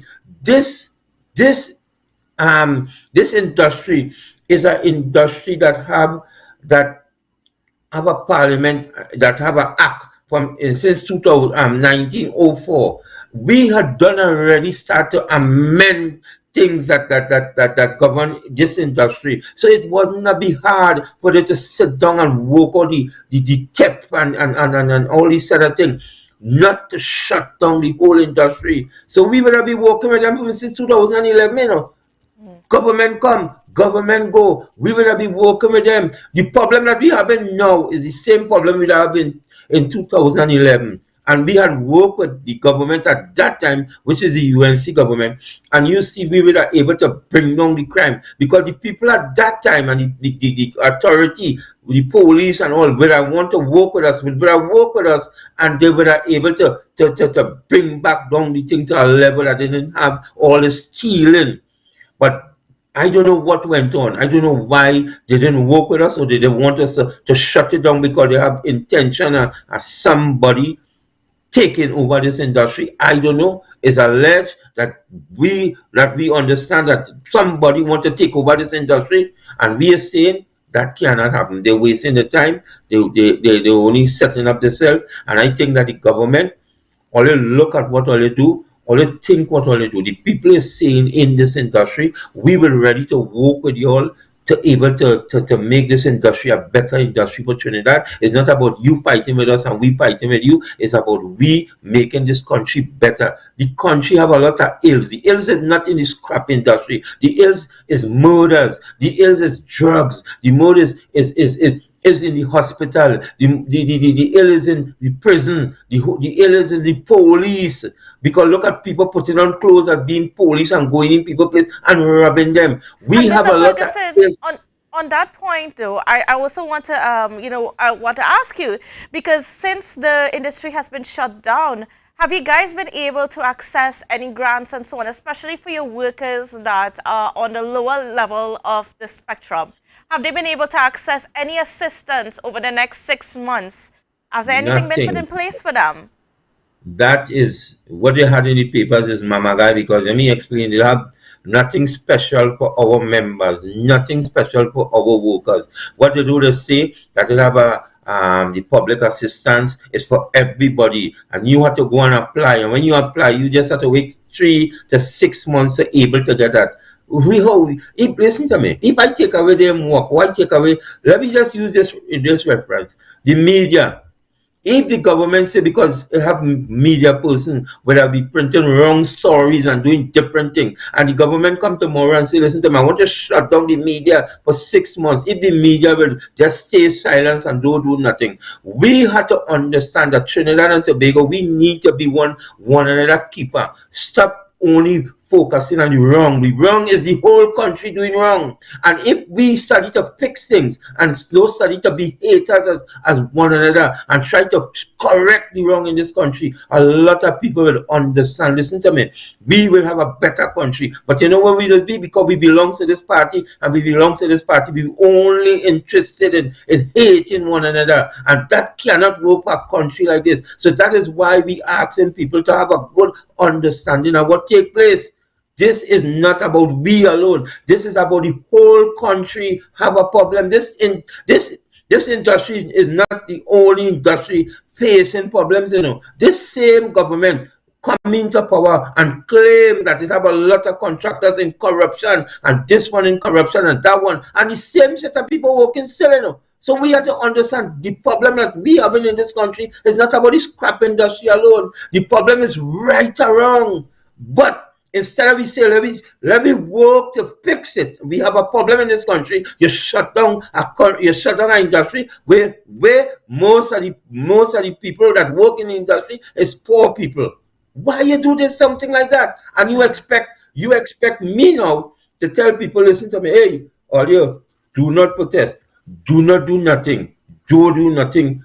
Leave it just so. It's popcorn and ice cream sharing. So we need to just come in the middle of the road and walk the road with popcorn and ice cream, and people hungry. Right now, a lot of people can't children been able to go to school this month. They come in. A lot of people been able to pay their rent this month. A lot of people been able to pay the installment, the mortgage for the house. Some people might lost the house, and I had to keep my mouth shut because it's P&M government in power, and my family, a lot of my family is P&M, and I had to keep my mouth shut. My head had to be down in a barrel. Once my head down in a barrel, I had to leave it because they're pushing it down there, and I mustn't say nothing. Nothing for the poor people. All right, Mr. Ferguson, and like I said, like these protests are going to continue until you guys have are you able to have a proper conversation with the government and reverse this 6-month ban. And of course, you heard also from Mr. Ferguson that they're not even completely against the they're okay with a ban for a few months when it comes to the export of copper, but their issue is the complete shutdown of the industry, and that is affecting their income. You can say it better. You can say it better. Let me say this. And I know you probably want to wrap up. Yes, you're out of time. So very briefly. We want to tell Trinidad and Tobago, as we come with our rally, come and support us, please, because some of us is your brothers, some of us is your sisters, some of us is your friend. Come and join us tomorrow, 10 o'clock, in this motorcade that we have in.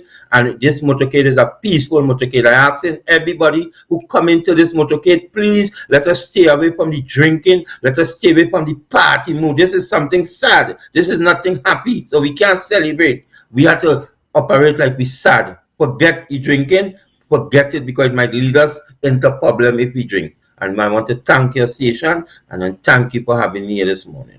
All right, Mr. Ferguson, thank you for being on set with us. And this is a conversation that we will continue as the days and the weeks go on as to what's going to happen with the scrap iron dealers. Of course, they are under a 6-month ban right now.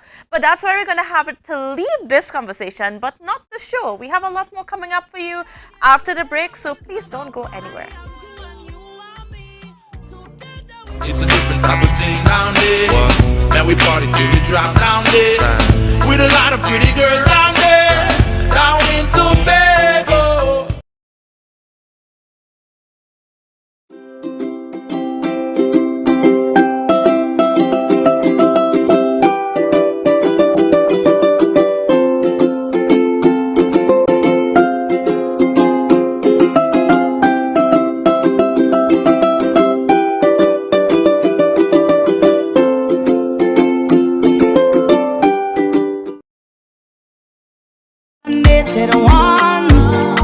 We special and there is no denying. Tobago is number one. I am you and you are me. Together we stronger. Good morning, Tobago. Welcome back to Good Morning Tobago. And yes, we are continuing our conversations this morning. And on set with us, joining us on set is none other than the chairman of the Progressive Democratic Patriots, and that is in the form of Mr. Sean Nedd. Good morning and welcome to you, Mr. Nedd. How are you doing? I'm doing well. I'm glad to be here. Thank you. All right, great. So, well, first of all, we're talking about independence. Now, we had our celebration, a 60th year celebration yesterday. So, as a citizen of Trinidad and Tobago, Mr. Nedd, first of all, I want you to just give me your perspective on Trinidad and Tobago achieving 60 years. So, so good morning to everyone again. And so the first thing to say is 60 years as a country is always a great feat. Three scores, as we like to say. Of course, in the context of other nations, we're still quite very young. What comes up with that number, though, is the idea of retirement. Right? Now, we're not going to, of course, retire our country, but we need to think of it in terms of, at least as a person from Tobago, we want to retire certain problems that we endemically have. And independence for us should be reflected in a certain set of values and ideas and outcomes that we want as an island. And we expect that going along the route of autonomy comes up again as a discussion point. If you're going to talk about independence in the context of Tobago, and all of these problems are still in the air. What is interesting in the face of this independence is the budget. Right? One of the things that Tobago has asked for through its agency, the THA, is a certain amount of money, less than what is typically asked for. And if it is that Trinidad continues to, and as they would say, Trinidad and Tobago, central government, continues to offer a restriction on the actions of Tobago through poor development budget, right? What does independence mean for us here? So that's kind of, you ask my perspective on it. I am thinking of it along those lines. I'm a proud Trinidad and Tobagonian. I have family in both islands, but living here and seeing what goes on in this space, that automatically must be in my mind. If I'm going to live here and I am taxed to travel to Trinidad to get resources and get services and so on, what does it mean for me as a Tobagonian to be independent in what full sense? Yes. So that's kind of where I am at in and this. Then it sort of goes in with what the Chief Secretary said yesterday in his Independence Day celebrations. It's for us to really think about what independence is after 60 years. And then he spoke about that whole maturity thing, you know, because 60 years is that age of maturity in human years, I should say. Right? So, I mean, we should be at a certain point, but the reality is that we are not. As you mentioned, autonomy is not there yet for Tobago. And then you touched on even that travel between the islands that continues to be a problem.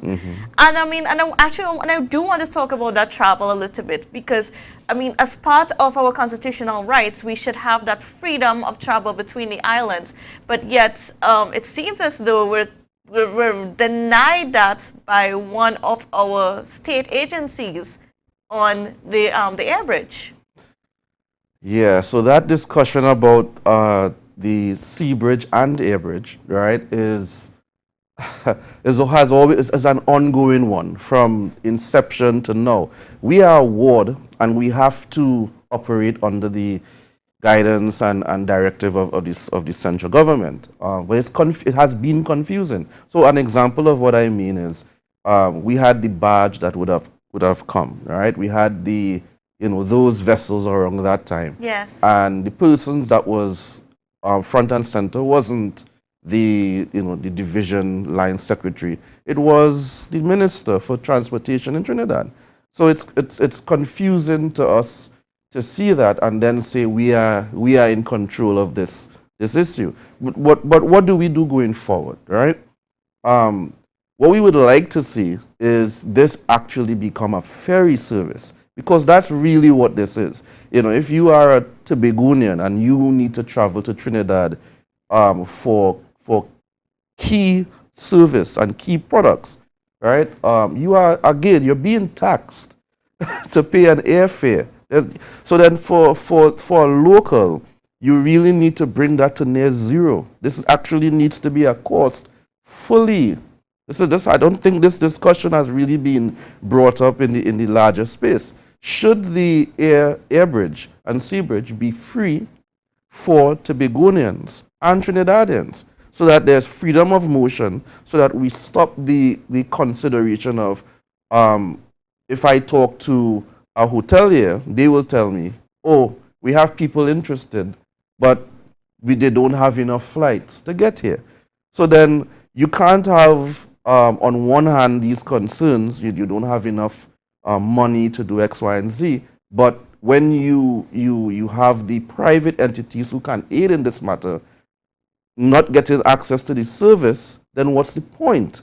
And then as you bring that up, there were two things up to mind. First of all, I saw an article just yesterday that St. Lucia is reporting that they made $54 million or thereabouts, I mean, from tourism over the past year alone. And this is like after the challenges with the pandemic and so on. And that is because they have that airlift. People can easily get to St. Lucia. But when it comes to Tobago, there is a concern. There are people that actually want to come to Tobago, but they're not seeing the flights from Trinidad to Tobago. And that's their hold up. And I mean, what discussions we need to have to make that happen, because it seems as though the calls from the chief secretary, the calls from the hoteliers are not strong enough, because Carl is still around and saying that we can't add more flights because we don't have the resources, that we are operating at a loss with the $300 airfare as it is right now. So then what now needs to happen? The aim hasn't changed. You still need to make this a free service, or very close, near free. So how do you do that? So the discussion of autonomy rears its head once again, right? The decision to make that the air bridge and the sea bridge a bit more convenient, number of planes, number of times of ferry, the boat service, that rests in Trinidad, in central government. What does Tobago have that allows it to say, well, we want this and we are going to pay for it? Well, if we want to pay for it, we need to have control of the port. Yet again, Tobago doesn't really have control of the port. Tobago has in some way control over at least written in the THA Act, the control over the infrastructure. I we could quibble on what that means exactly, but what it has translated to is that Tobago ultimately can't manage the port. It falls on the Port Authority of Trinidad and Tobago, or Port Authority of Trinidad. So I'll say it like that. So in the end, if we are really serious about seeing tourism blossom, and in fact, all the other sectors blossom, that includes agriculture and other areas, because we're talking baseline trade options, right? The ferries and the planes are trade options in general. We cannot balloon or flower in any substantial way. We must make this area of transport, as you mentioned, a human right, a constitutional right. We must make it very, very easy so that and I'll give just one example. When I was coming from Trinidad one time, and again, I'm on standby, as we all know. That's our running joke. I think that's our whenever we go to Trinidad, we have to prepare for that because there's no way for us to get tickets. Correct. And of course, I had to stay over in the airport. That's freezing cold. Yes. Typical Tobago story. Oh yeah. But at that time, I met a Japanese couple, and what they were doing, they were island hopping. They started from, I think, Cuba, and they were coming down the islands.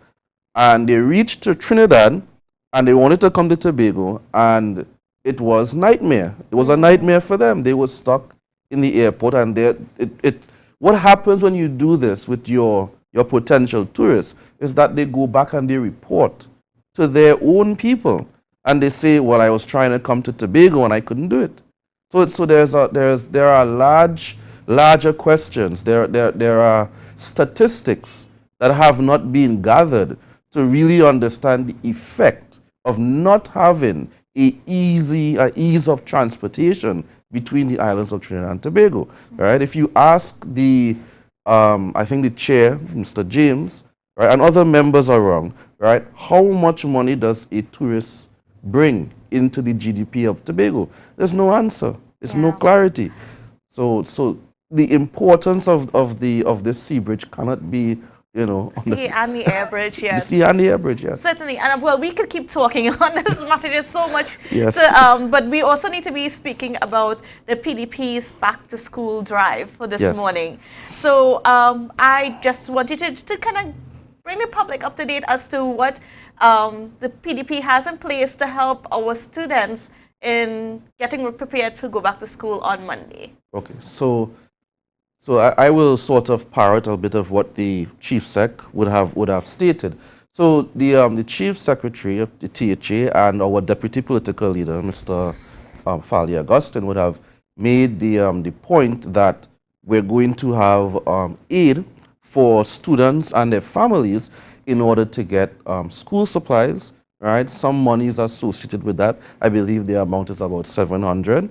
And that came from the work of the various representatives where, as he would have pointed out, pool the money together, right? So that you get these supplies and uniforms, book bags, books. Books is a big topic. And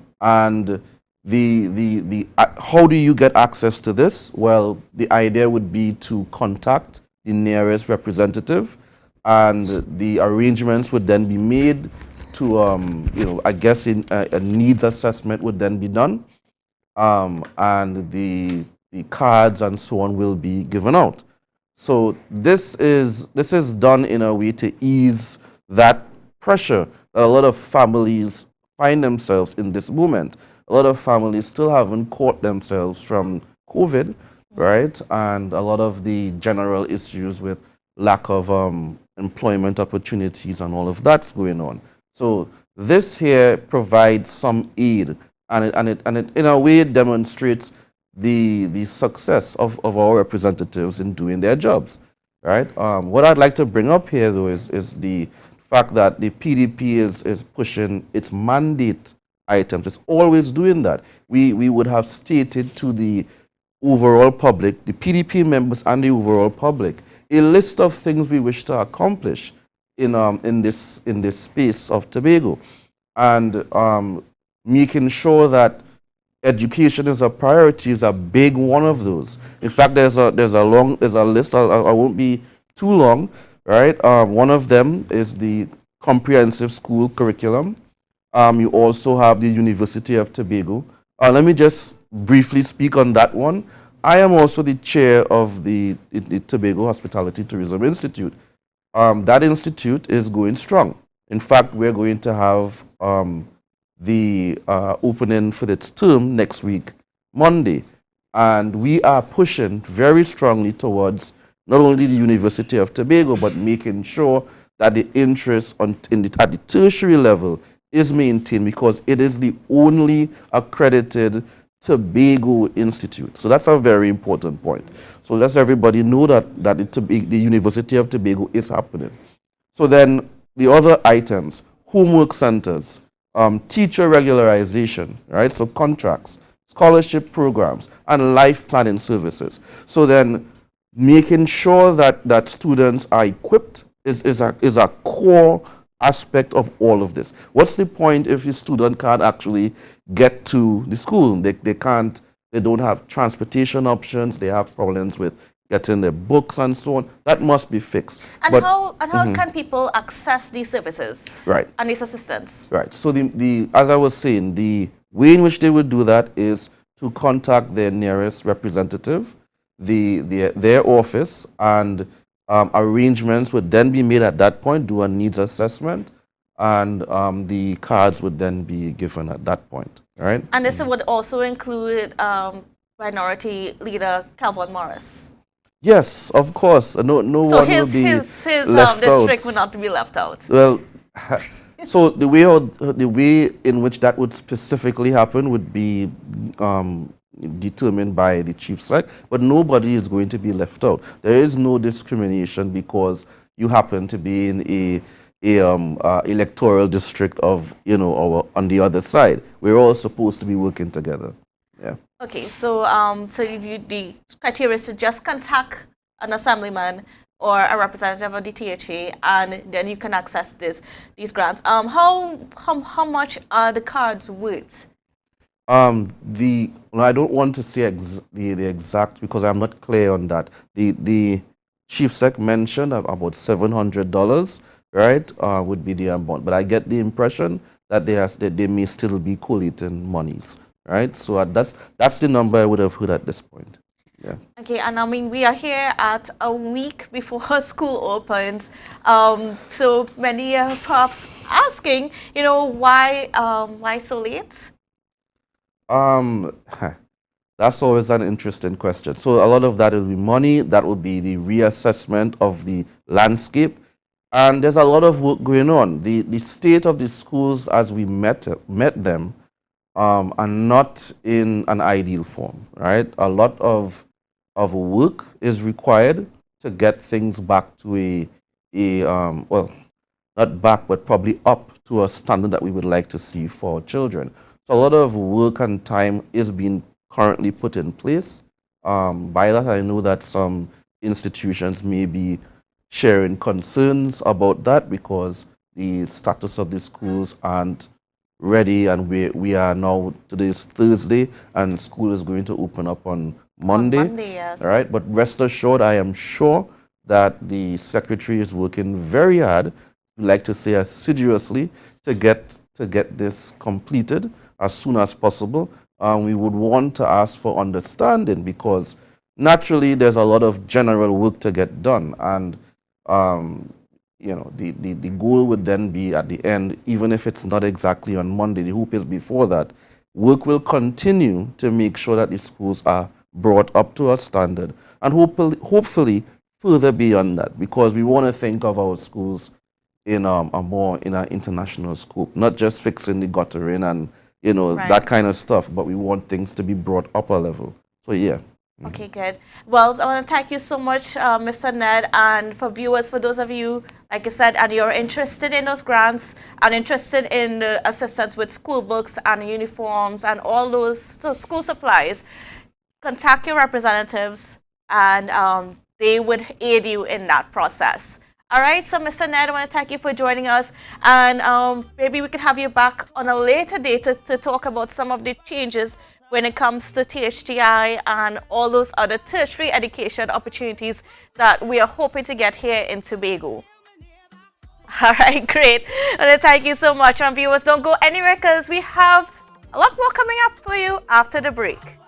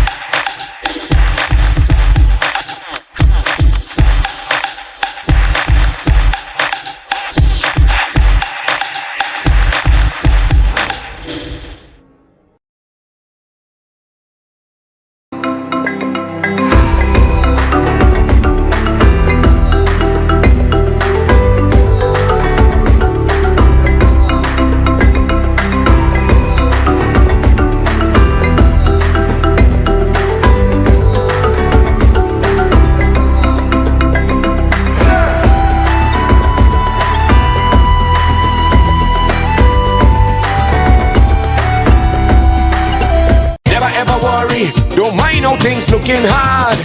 I tell them never ever worry. If you're nice, got the damage bad. I tell them never ever worry. What I'm saying is true. So just consider TUTOR will always be here for you. TUTOR, where people are people. You know what I mean. And you and me, together we're stronger. Good morning, Tobago. All right, and welcome back to Good Morning Tobago. And following up from our conversation with Dr. Nedd just a little while ago, we are continuing to talk about, education and assisting our students. But for this segment, we are going to be speaking about the Youth Transcending Boundaries Literacy Program. And on set with us, we have Miss Radhika Connell. Special good morning and welcome to you. How are you doing? I'm good. And you? I'm great. So, first of all, we're talking about youth transcending boundaries. And for the viewers who are not aware, and you should be aware by now, but what is youth transcending boundaries? Well, Youth Transcending Boundaries is a youth group and an NGO more or less that came out from Speyside. The founder is Adriel Wheeler, and we started this program, I guess this movement, this group, in order to provide holistic development for youths within Tobago. At first we started off with Speyside and environment, but then we recognized that there's a need to help other youths within the diaspora, so we decided that we're going to reach out to the wider Tobago, and now we have Trinidad coming on board. Wow. Yes. So you are certainly transcending the boundaries. Yes, we are transcending the boundaries. I love it. So, okay, now we're here to talk about a literacy program that you guys have been doing here in Tobago. Yes. So, can you tell me a little bit about what is it? All right. So, over the pandemic, you recognize that many parents reached out to us to, well, more likely to me, asking for help with kids that cannot read. So they were like, my son can't read, I'm having problems, I don't know why they're not reading properly. And when I joined the youth group, I recognized this was an avenue for us to start a literacy program. And that was the first thing I suggested to the executive, right? And at first I shared the idea with Adriel, and he was well on board, but as a group that we needed to share it with the executive. And everyone was on board, and we started our first cycle. When the school reopened, yes, that would have been in April. Term, yeah. Yes, last term. And at first, we were kind of hesitant. We didn't expect persons will, reach out to us as much, but they did. And we had to close off very early because we only had 4 tutors at that time. And starting something new, some persons may not want to avail themselves to do this voluntary stuff, so it was kind of hard to get tutors, and so we needed to just keep it small, start it off, make sure the program go good, and it was successful, and then here we are, cycle number 2. And we have over 100 persons registered. Wow. And we have persons from Trinidad also being part of this time. And yes, so this is where we have students come on a Sunday afternoon between the hours of 4:30 to 5:30, and they sit virtually and they meet different tutors. We separate them within age groups, and we just read to them. We teach them how to read properly. You know, you do the different phonics, the songs, yes, and build their confidence in reading, because that's what we need in this country.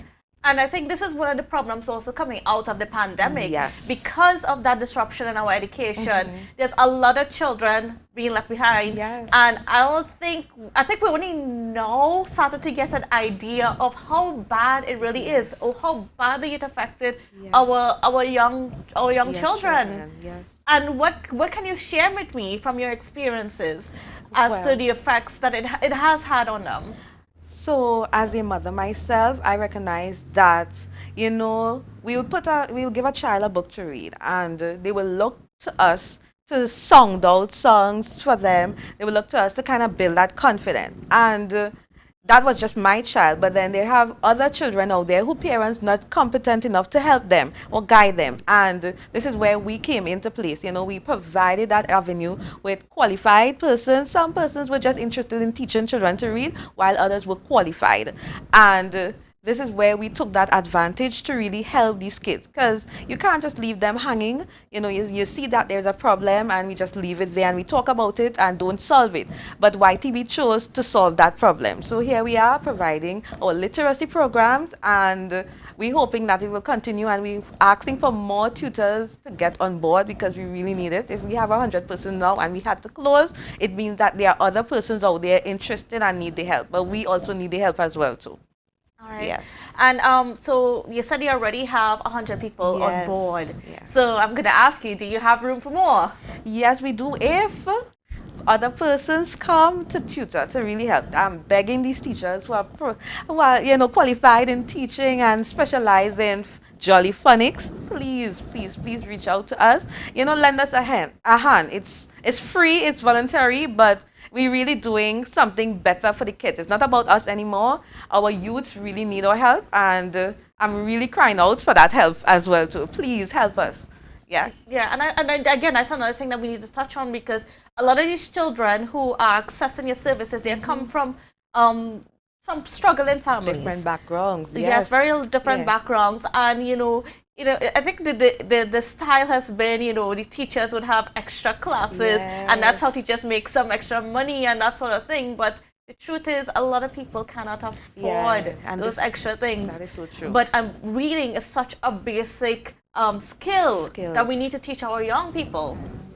Yes. So I just wanted you to talk to me about what you guys had to do to make sure that we can offer these services for free. Beg, constant call, asking different persons, and the sad reality is that we all have busy lives. So, taking that Sunday afternoon, just preparing for the week ahead and actually being there to provide the service is really a challenge.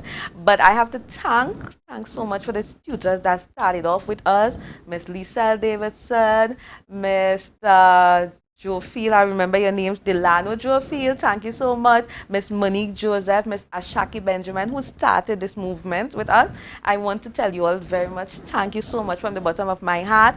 And for the new tutors and qualified teachers who took the time this time to come on board with us, you all will see it in the social media as time goes by. I thank you all in advance, and I'm keep begging for more help. Yeah, but this is really to cater for kids who cannot afford, the parents who can't afford to reach out to the specialized, institutions. We are really offering this course, and we hope to make that movement. And how important it is that these students get reached? Very.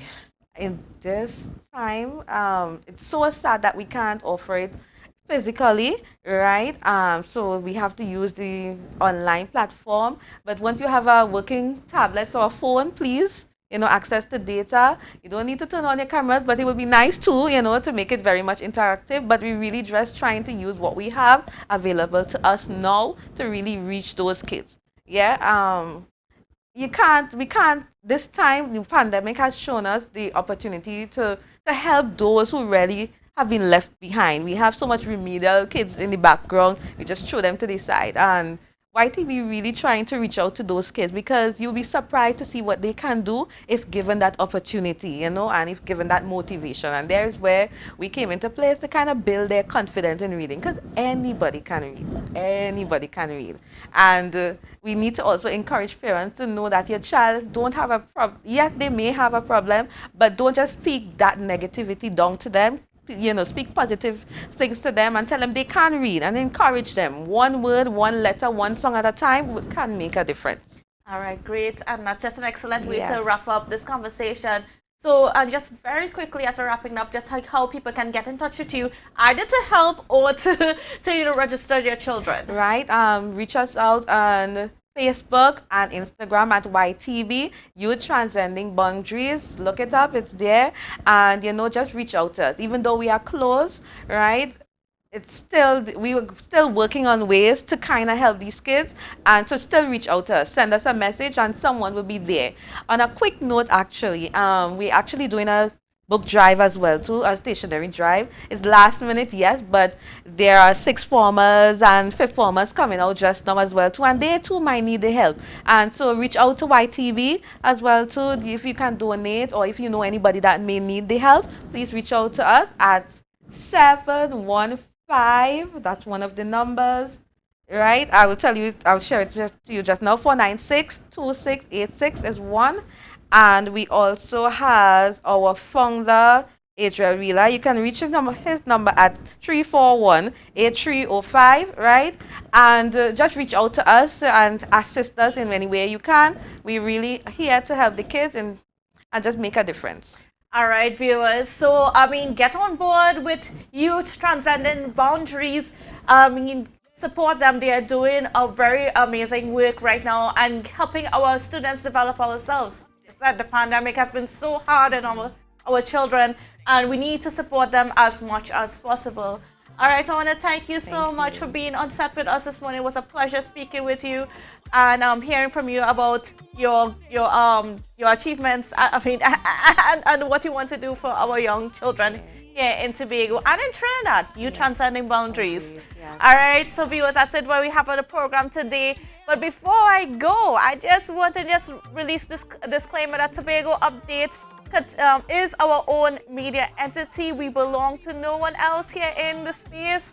We are our own, so make sure that when you're contacting us for advertising or to be on our shows or for whatever you want to contact us for, that you are dealing directly with us and not someone who appears to be speaking for us.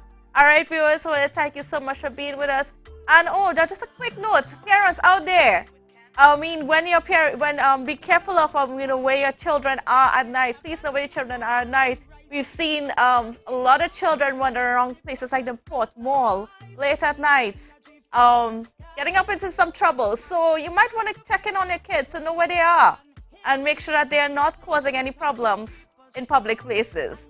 All right, viewers, so I want to thank you so much for being with us and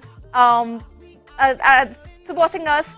And we'll see you again tomorrow morning at 7 a.m. We special and there is no denying Tobago is number one.